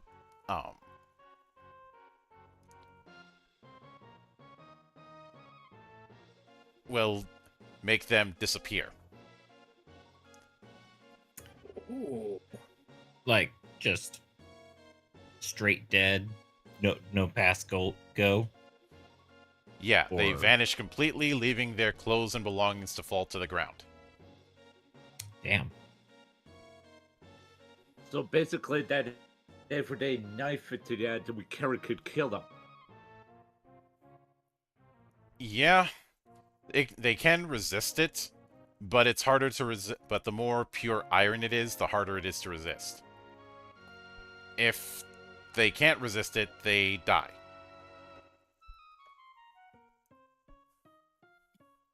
Which, once you know that, it makes sense that they would kick in with Ra, because one of the promises Ra had made during the War of God was he would use his resources to find a way to have them overcome their vulnerability to metal.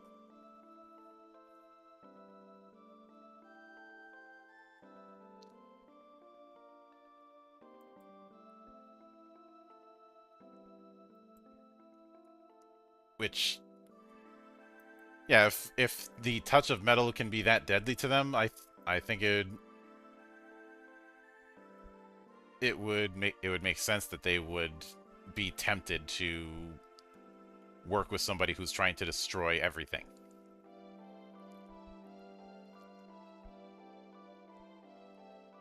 I mean, it seems like a fairly good deal. Mm-hmm. Yep. Now, of course, if I'm being honest, I don't think even Ra would have been able to fix that problem. And in all fairness, the allergy to metal only triggers if the metal touches their skin.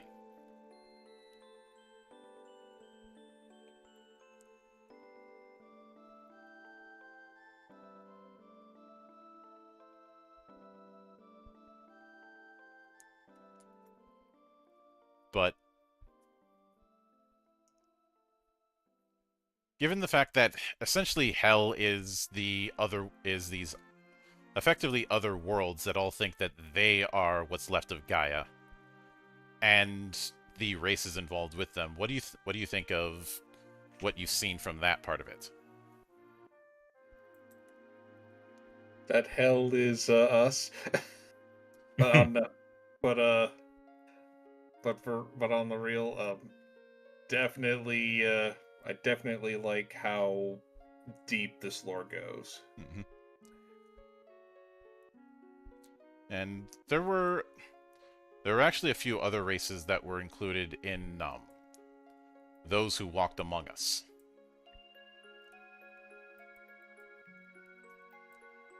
Which is amusing because that book is supposed to be a monster manual, but it included 3 new races, known as the Lost Races.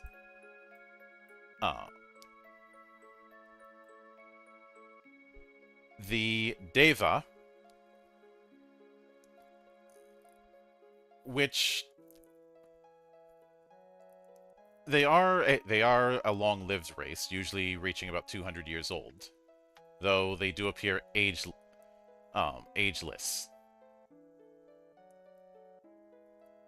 and are very tied to supernatural power, and kind of have the same third eye as the Giant.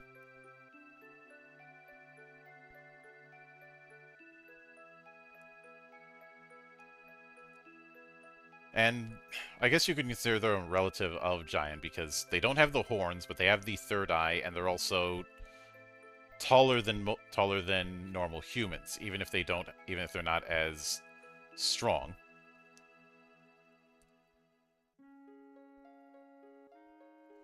But what can be dangerous about them is if they study a supernatural being for a lengthy amount of time, they can determine its true name. Mm. Oh, that is always scary. They're also very skilled when it comes to summoning.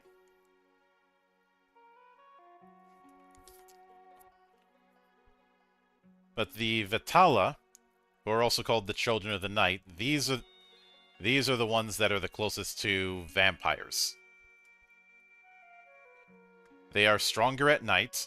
They are immune to critical injuries, though they can die from massive damage like anybody else.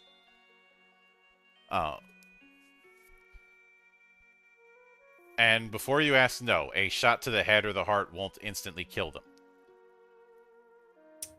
Well, shit, there goes that idea. Mm-hmm. Yeah. Could still slow them down enough for a killing blow, though. Yep. What would kill them is the loss of blood.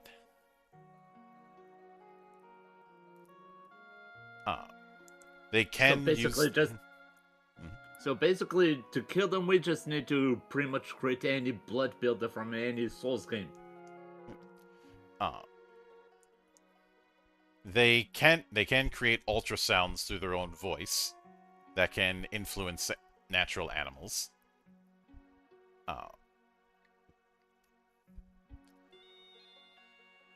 It affects any animal who has low intelligence, although combined intelligence can, or greater intelligence can resist it or even be immune to it.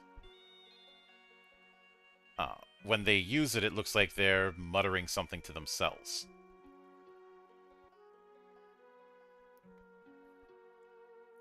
And of course, whenever they consume large amounts of blood at once, it vastly boosts their abilities. It could be between 5 minutes or 30 minutes, at which point they become even stronger, and any pain or fatigue is lessened. On the other hand, this gorging on blood causes damage to their body. After the effect wears off, they suffer massive disadvantages, about 5 times the length that they got the bonuses for. So if they got it for 30 minutes, that'd mean they'd have 2.5 hours. Yep. Obviously, they heal rapidly, and yes, they are vulnerable to light. Weak or indirect light doesn't cause them problems. Exposed to a light source with high power or high purity, they start burning.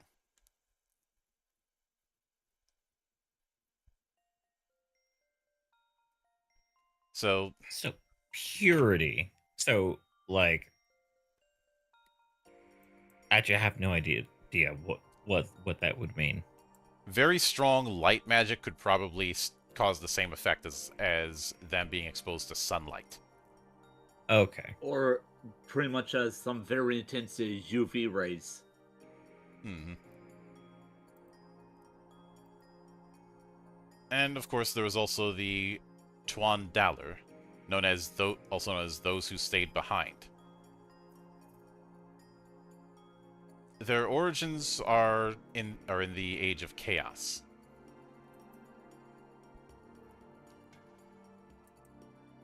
But while they look similar to human beings, their bodies can take on bestial aspects. Mostly because they're descended from animal spirits. Okay. In that regard, you could kind of consider them akin to a skin changer, or things like a werefolk, but they can't fully transform into an animal. It's more like a mix.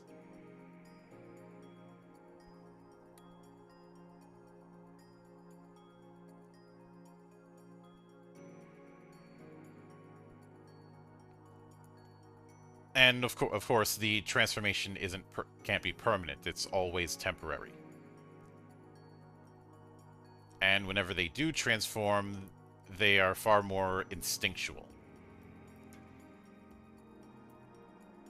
And the other reason I brought up the werefolk thing, the moon determines the strength of their abilities. Okay.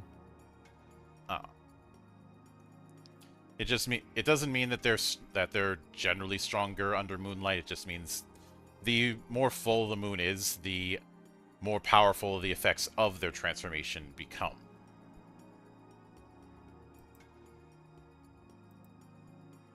You gotta be careful, they could go crazy if their willpower is too weak. Mm-hmm.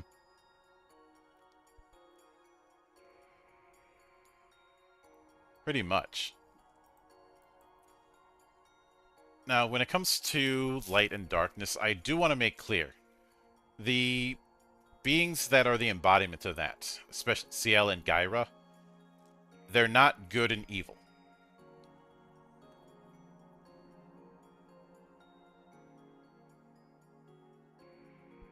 They are light and darkness, as mentioned.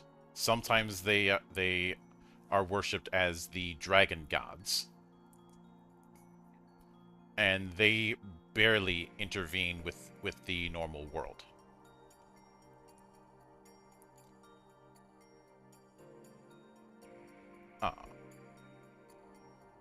And their children, their agents, are respectively the Beryls and the Shahats.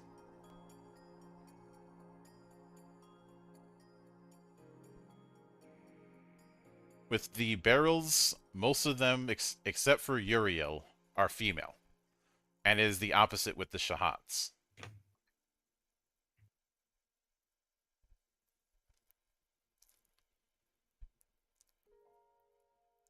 And while they don't directly interfere, they have been known to give gifts to people that they have favor with. This particular gift is known as Elan. It is essentially how synchronized a person is with the Lords of Light or Darkness. Synchronicity is kind of a compatibility number, and it goes from 1 to 100. The higher the number is, the more synchronized someone is.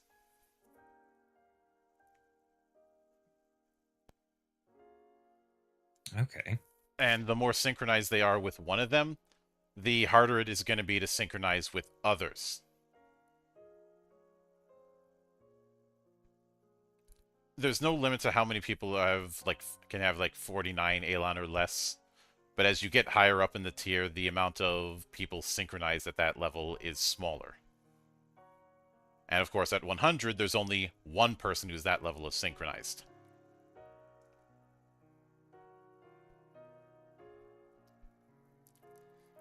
And while it means that they get a lot of power from that particular barrel or shahad, it also means that they have to keep embodying that, and any slip up can break that. But the barrels are Mikhail, the soul of God. And let me just go through the list, because each of them has the last name of either barrel or shahad, and the book likes to alternate between the two. But Mikhail is mentioned as the soul of God. Uriel, the only male barrel, is the spirit of freedom. Gabriel is the lady of feelings, specifically positive feelings, also known as the lady of love. Raphael is Mother Nature. Azrael is the Queen of Swords. And I guess you could consider her the goddess of paladins, given her approach. Especially since one aspect she embodies is justice. Barakiel is the perfect god. She isn't actually perfect, but is basically the embodiment of perfection and order, especially order. Edamiel is the spirit of emptiness.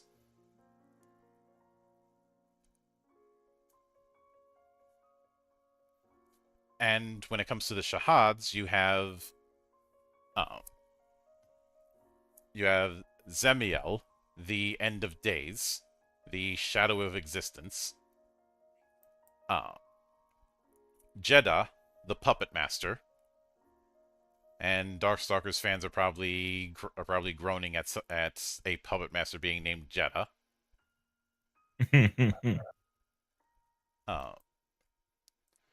Noah is known as the Dark Warrior.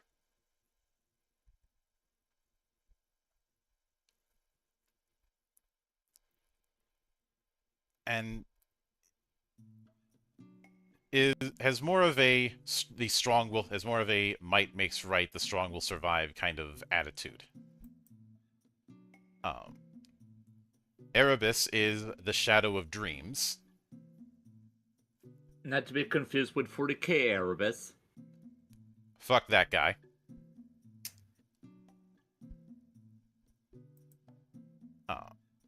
Well, the guy we know as Erebus might not even be Erebus.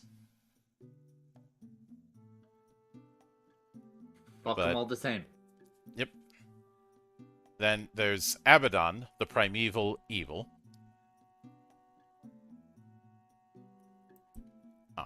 And Ariel, the angel of chaos.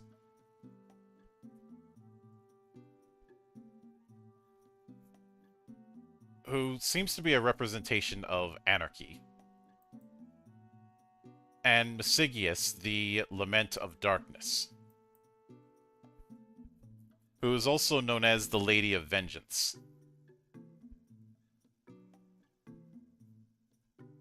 And tends to occupy negative feelings.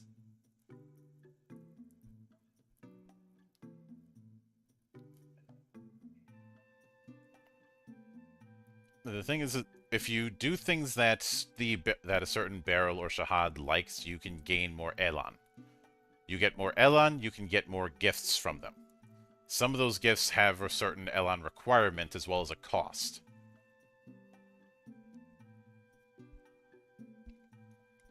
And that is something we'll get to in a couple weeks. But the final thing I want to cover tonight is the concept of gnosis. Gnosis is a unit of measurement that determines how much someone can influence the spiritual world, as well as the power of their supernatural presence and their ability to change the natural rules around them. The greater the gnosis, the greater relevance his actions will have in the soul flux, and at the same time, the less he'll be influenced by it.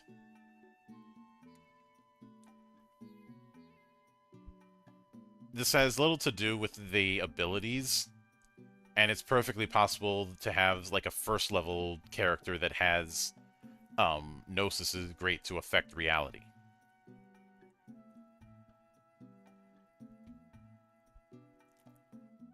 Am I the only one picking midichlorians?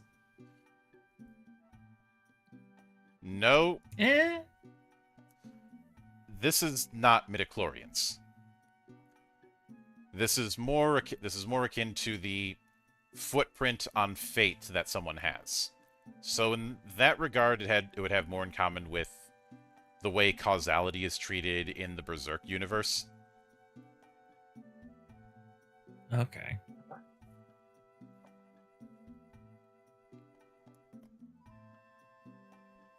But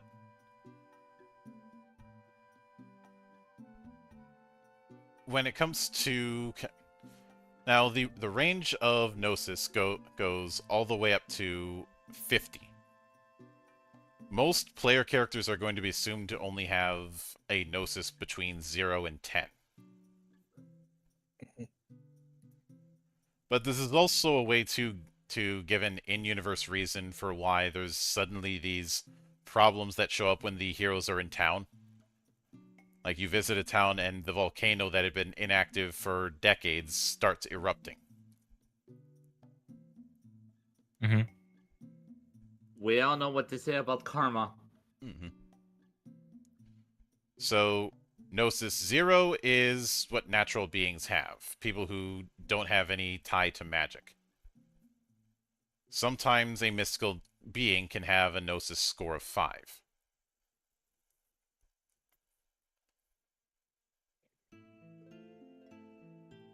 Now, between 10 and 20, these are things like minor spirits as well as beings between worlds.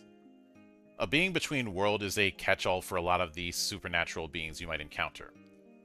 Both zombies and elementals are beings between worlds. These are things that exist in the physical and supernatural world.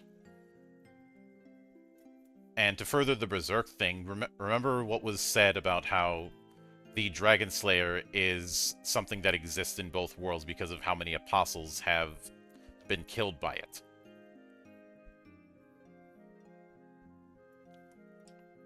Such a great sword. Mm-hmm. In other words, it hurts both physically and spiritually. I mean, a sword that big, like, you'd feel it in your soul, too. Mm-mm.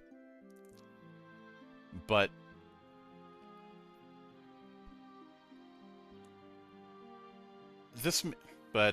beyond, this is also where most player characters in the TTRPG would be.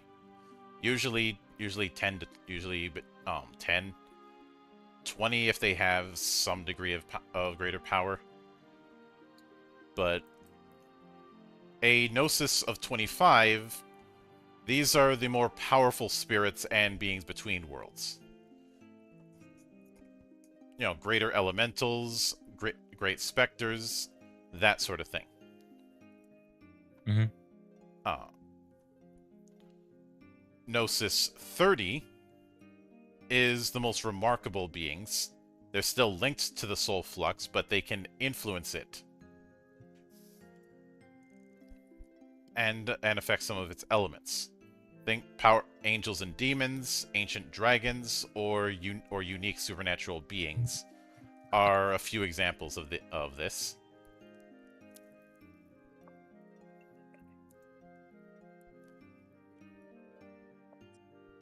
And because of that, somebody who has Gnosis 30 can perceive alterations to reality as well as read the aura of people.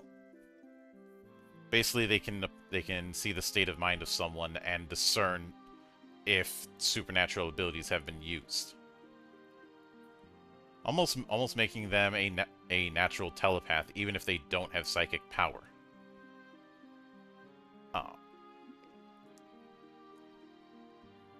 No, when you get to Gnosis 35, you're dealing with things that are not fully involved with the soul flux and can ignore its rules. By mere force of will, they can alter reality. These are once you're at Gnosis 35, you're basically a demigod. You can start modifying small aspects of reality. You can only do it you can only do it a few times a day, but it is something you can do. You're also immortal. If you were to take a bunch of damage that would have killed you, you're just unconscious until you recover from your wounds.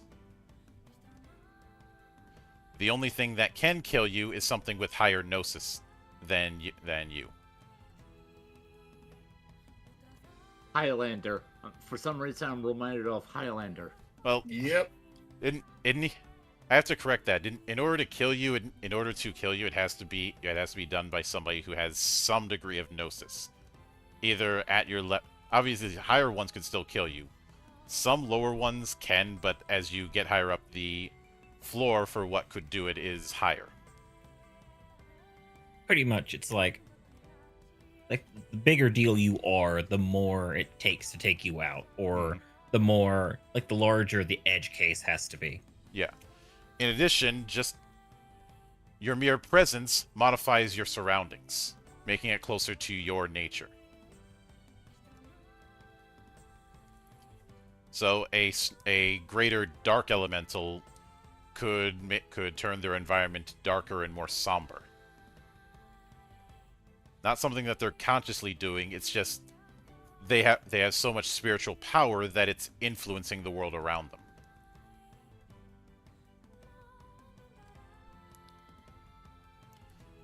And at Gnosis 40, you are something that has no ties to the earthly or spiritual world. You have much more control over reality around you. This is where you start to reach almost god levels.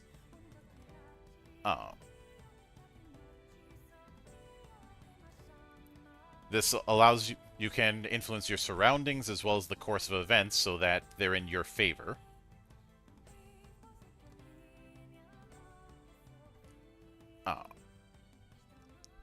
That's not cheating at all. To a certain extent. You can also create your own avatars. Basically projecting part of your conscious at a distance. However, you can't generate two of them in the same place.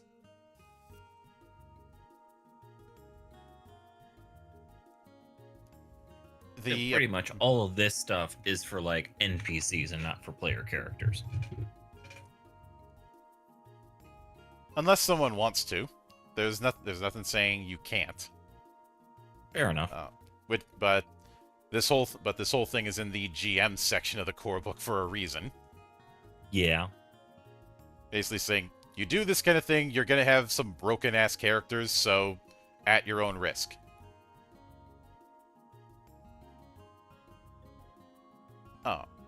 That being said, the avatar is a slightly weaker version of you. Its appearance can be varied, but the powers and abilities that it has have to be similar no matter what incarnation.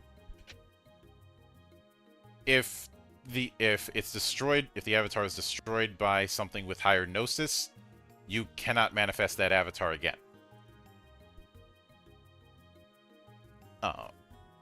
At Gnosis 45, now you're reaching into the god levels. And because of that, you can move between the spiritual world, the material world, and the wake at any time you want. If you die, you can just manifest yourself after a certain amount of time. The only exception Hacks. is if I call hacks. something with equal or greater gnosis kills you, or if your soul is destroyed. At Gnosis 45, you'd be very hard pressed to find something even higher. Let's talk about Gnosis 50.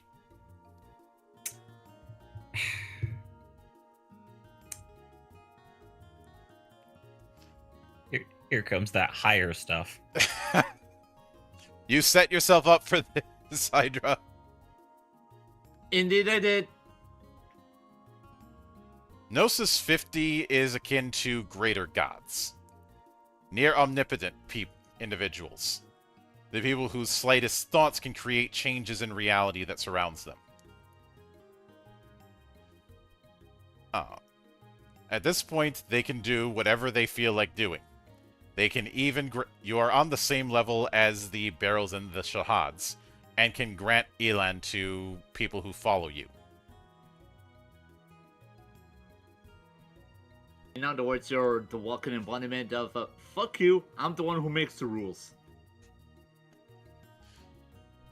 God damn it, I'm ashamed that I'm coming up with this, but screw the rules, I have Gnosis.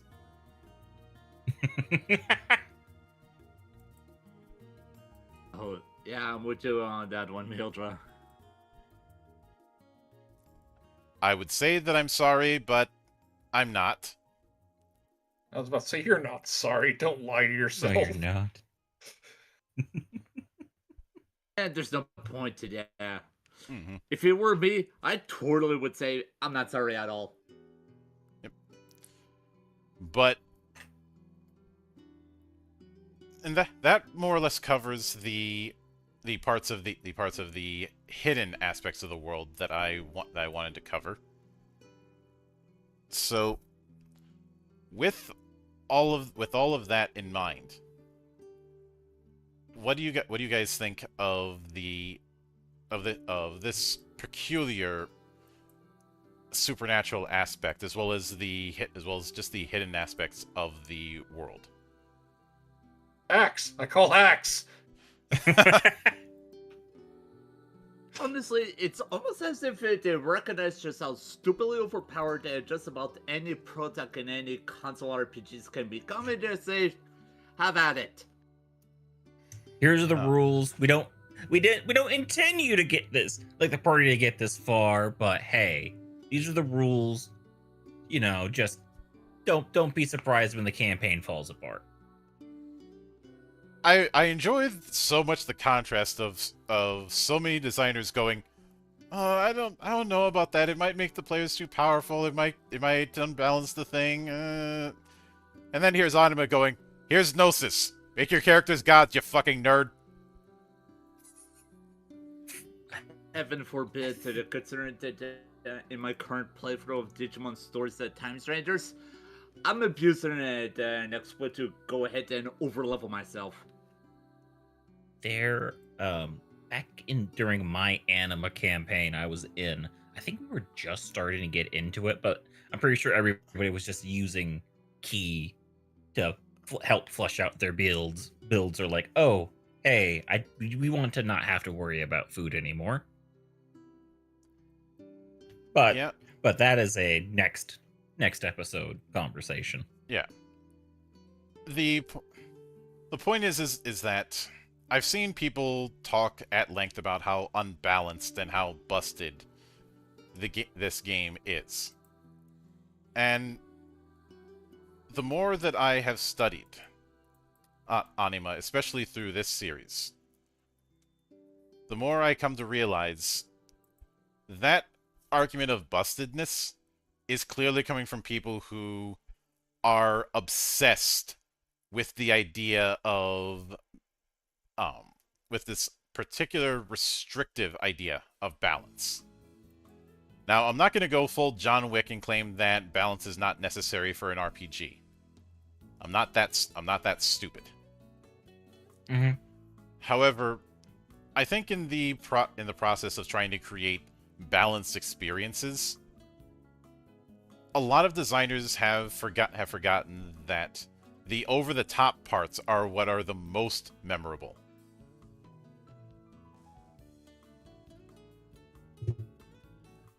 Yeah, like for example, one of my players in the anima campaign, like they two-shotted a dragon that the GM thought is like, oh yep, this is going to be the session encounter where at the end of the encounter the session will be over.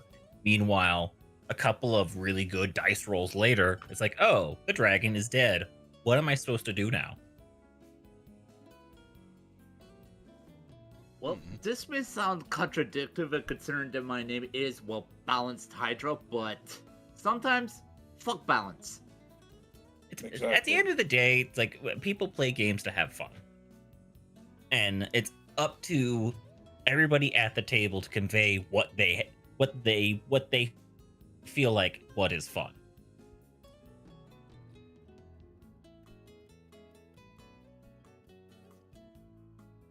Pretty much. And in addition to that, there's this idea that we should not be doing god tier play, and I've even in some of the debates with my own game, I've seen this mindset, especially over things like, say, the Crown's Guard job. I've had more than one person bitch at me about how busted it is. But I have chosen to see the overpowered nature of it as a feature more than anything else. And if you're trying to make harder and harder encounters to quote unquote challenge the party, I think you're seeing the forest for the trees. And I know I'm not alone in this, because this is where I get to bring up a video that was dropped by the Sword World translation team recently. I put up this video in the tabletop channel in my server, but there was a video a few days ago, and I have to scroll up a bit because I don't want to look at the cursed-ass rifles that Smacks put up, called Mastering Target Numbers in Sword World 2.5, where it's talking about giving general advice on baseline TNs. And a little ways into the video, they bring up the Fortuna Code expansion. Fortuna Code is a 2.0 book that talks about building transcendent characters and adding 2 additional character levels to each of the classes, bringing the highest adventure level to be 17.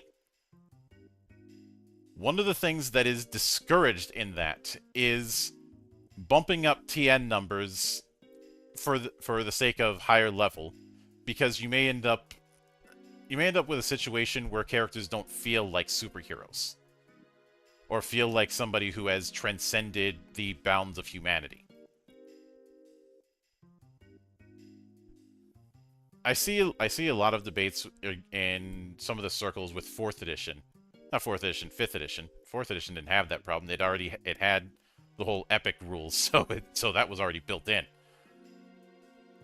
But this idea that it is a problem that characters become superheroes at like 10th level or something, sometimes even lower than that. 5th level usually. Yeah, and my response to that has always been, do not throw stones in that glass house.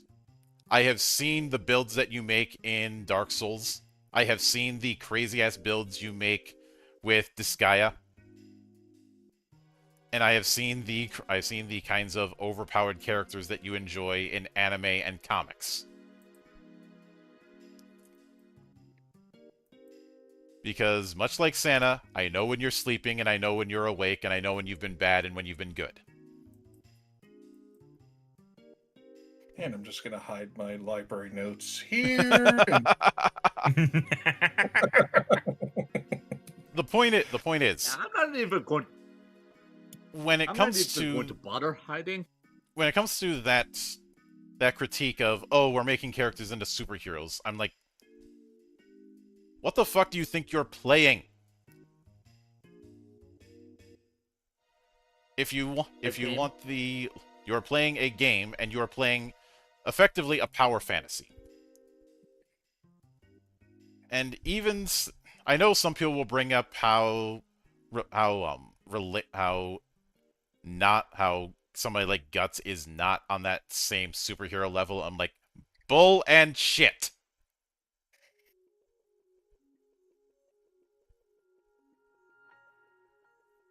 Even during the Golden Age, Guts was far beyond a normal human. Mm-hmm. Oh yeah. By the time he becomes the Black Swordsman, we've gone way past that. Putting aside the fact that he's existing in the physical and astral plane at the same time because of the brand.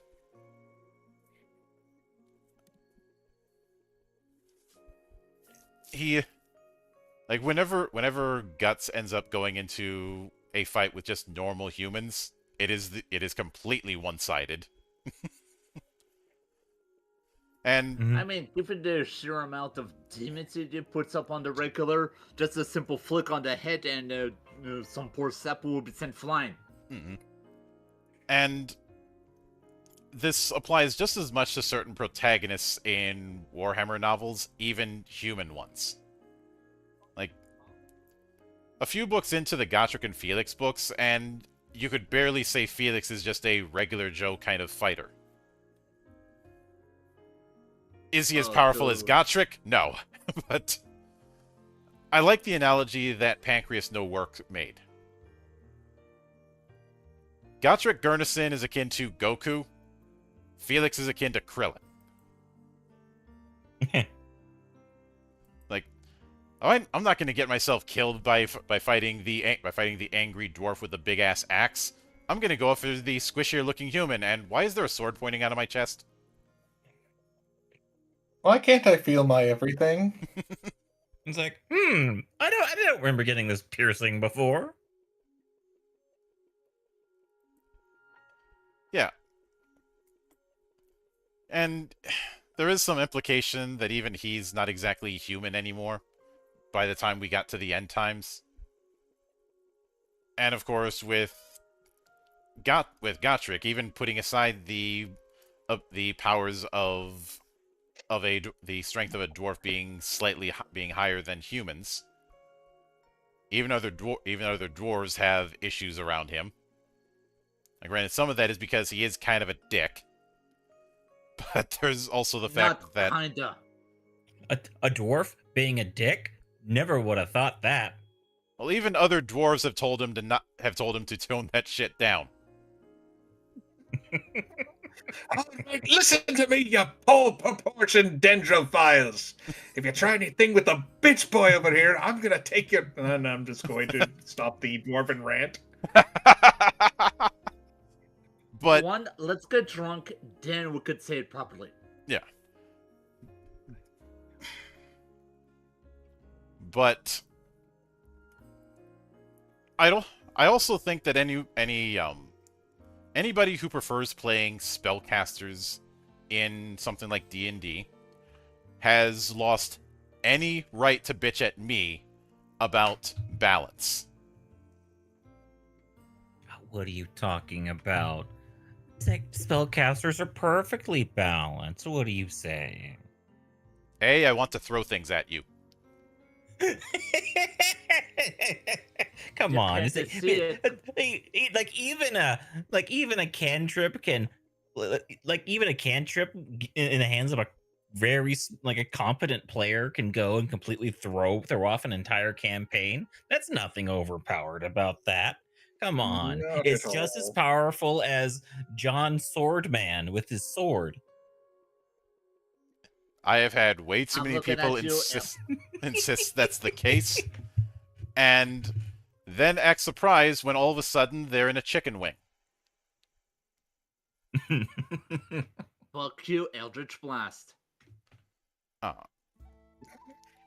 And I'll go one step further and I'll bring up Godzilla, or the fact that elves in early D&D were completely busted. Fair. To the point of, oh, you don't get to make that balance argument with me when I've seen what you play. And trying to pull the whole, oh, fighters aren't supposed to be powerful bullshit.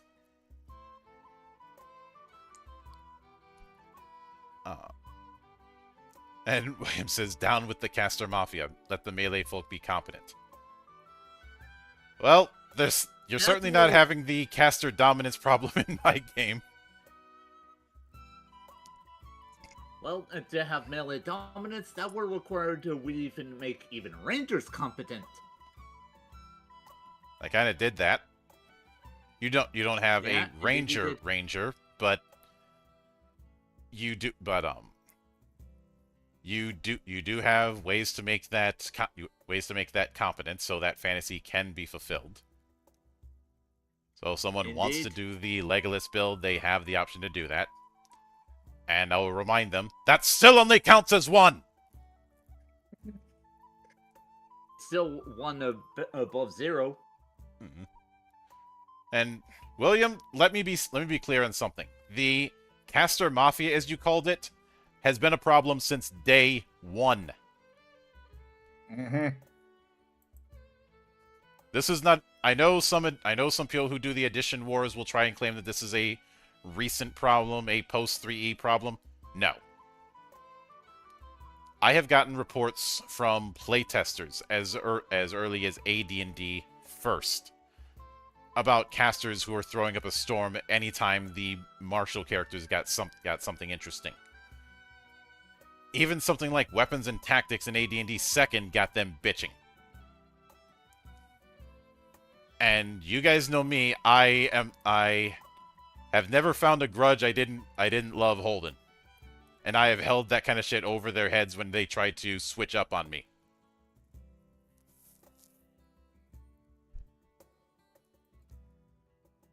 Because I am the biggest hater. And you're honest about it. Mm. Like I even pulled a Kendrick with one of the images I used on the map, saying, "I hate the way you talk. I hate the way you, I hate the way you walk. I hate the way you dress."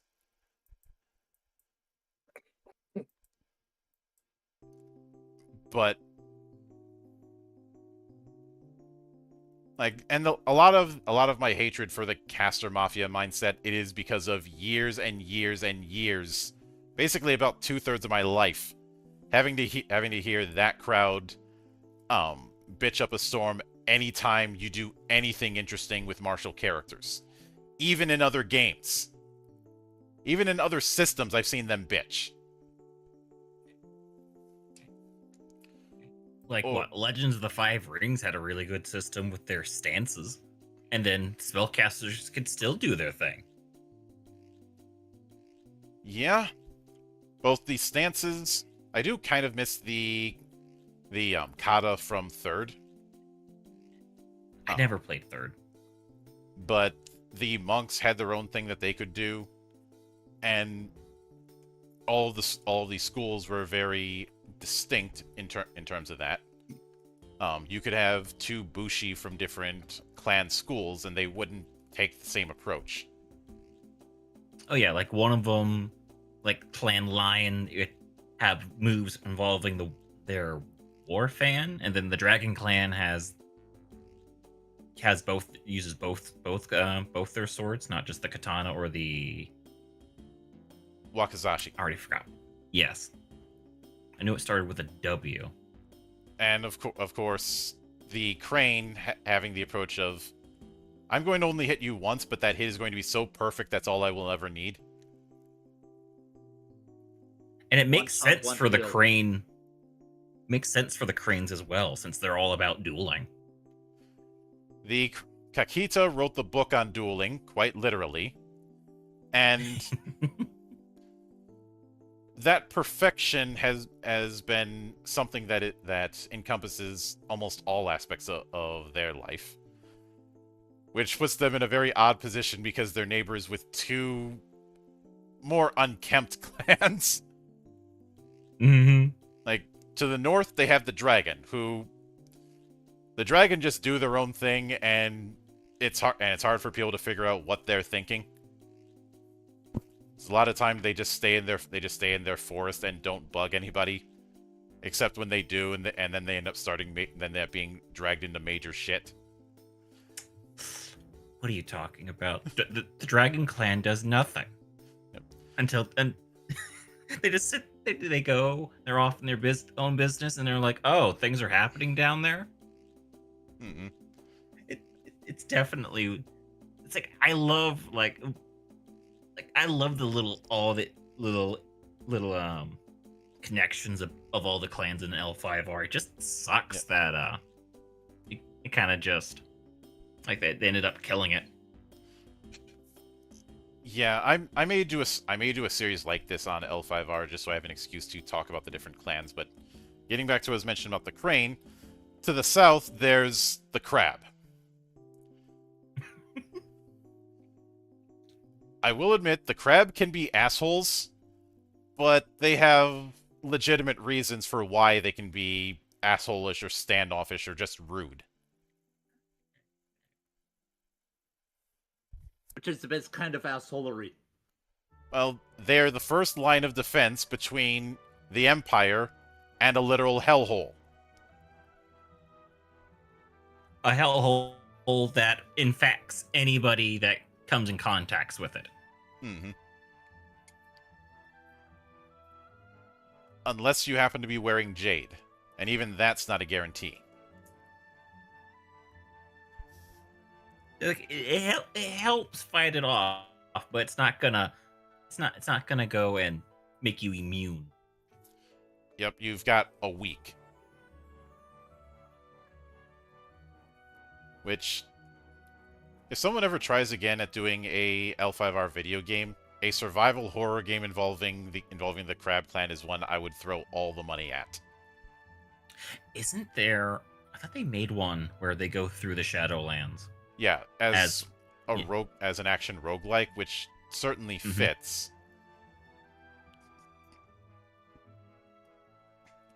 But I think there's potential in a survival horror affair, especially given 20 Goblins Winter, where if you can go into the Shadowlands and kill 20 goblins, you're a member of the Hida family. No questions asked.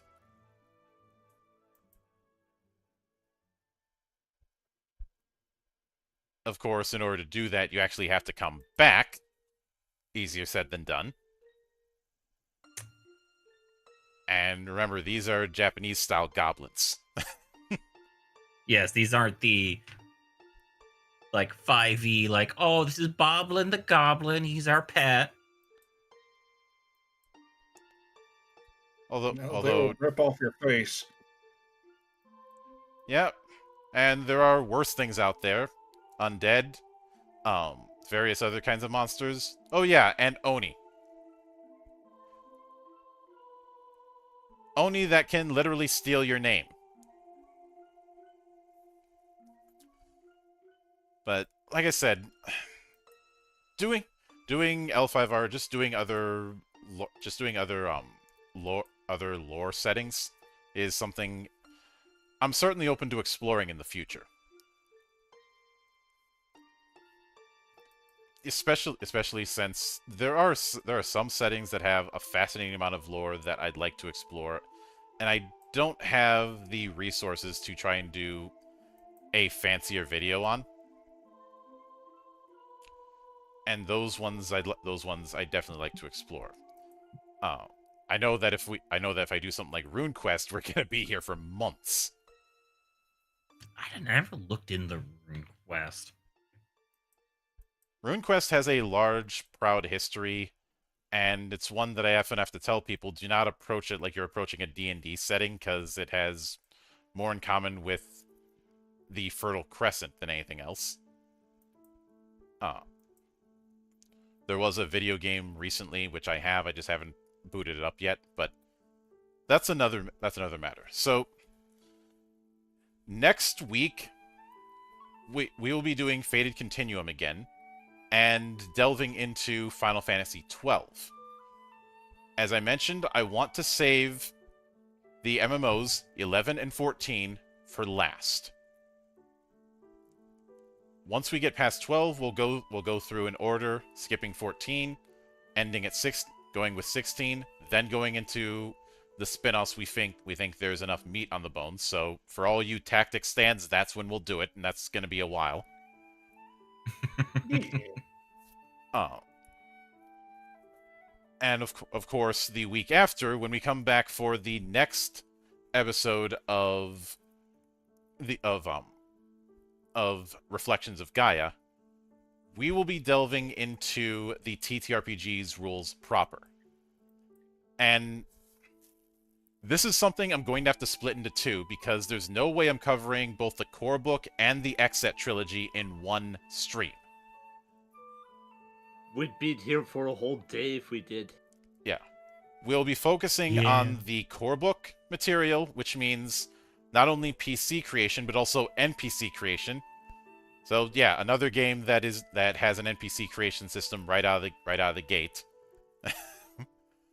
Which I will lord over the games that I'm supposed to like according to the popular consensus. Whenever the idea of doing a monster creation system is brought up in D&D conversations, I see everybody, both grognards and new fans alike, start kicking and screaming about how impossible it would be to do that. No. I'm like, challenge accepted. Challenge accepted and challenge completed.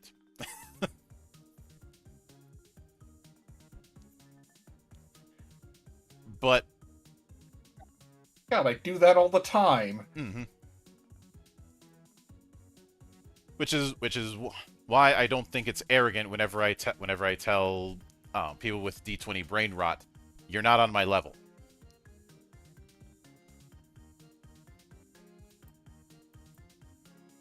I've seen some people go, you're just mad because D&D is more successful. I'm like, why would I be mad at an inferior product? Why would I feel anything to something that's weaker than me? Amen. But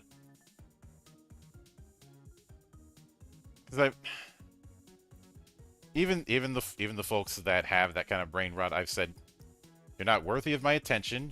Your stuff is not worthy of my time. You are just bad product. But getting that out of the way, we will when we come back in 2 weeks. And William says D&D has always been on top, and I say so is McDonald's. I still think McDonald's tastes like shit.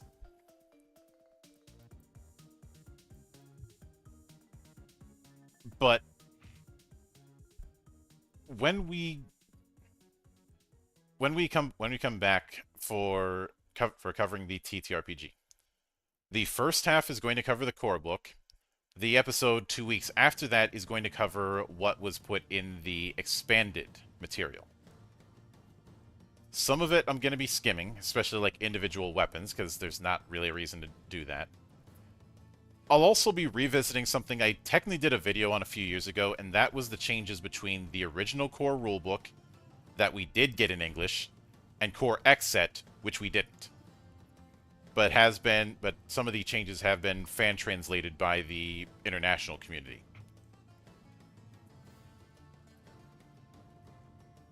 Because there are some significant enough changes that warrant their attention.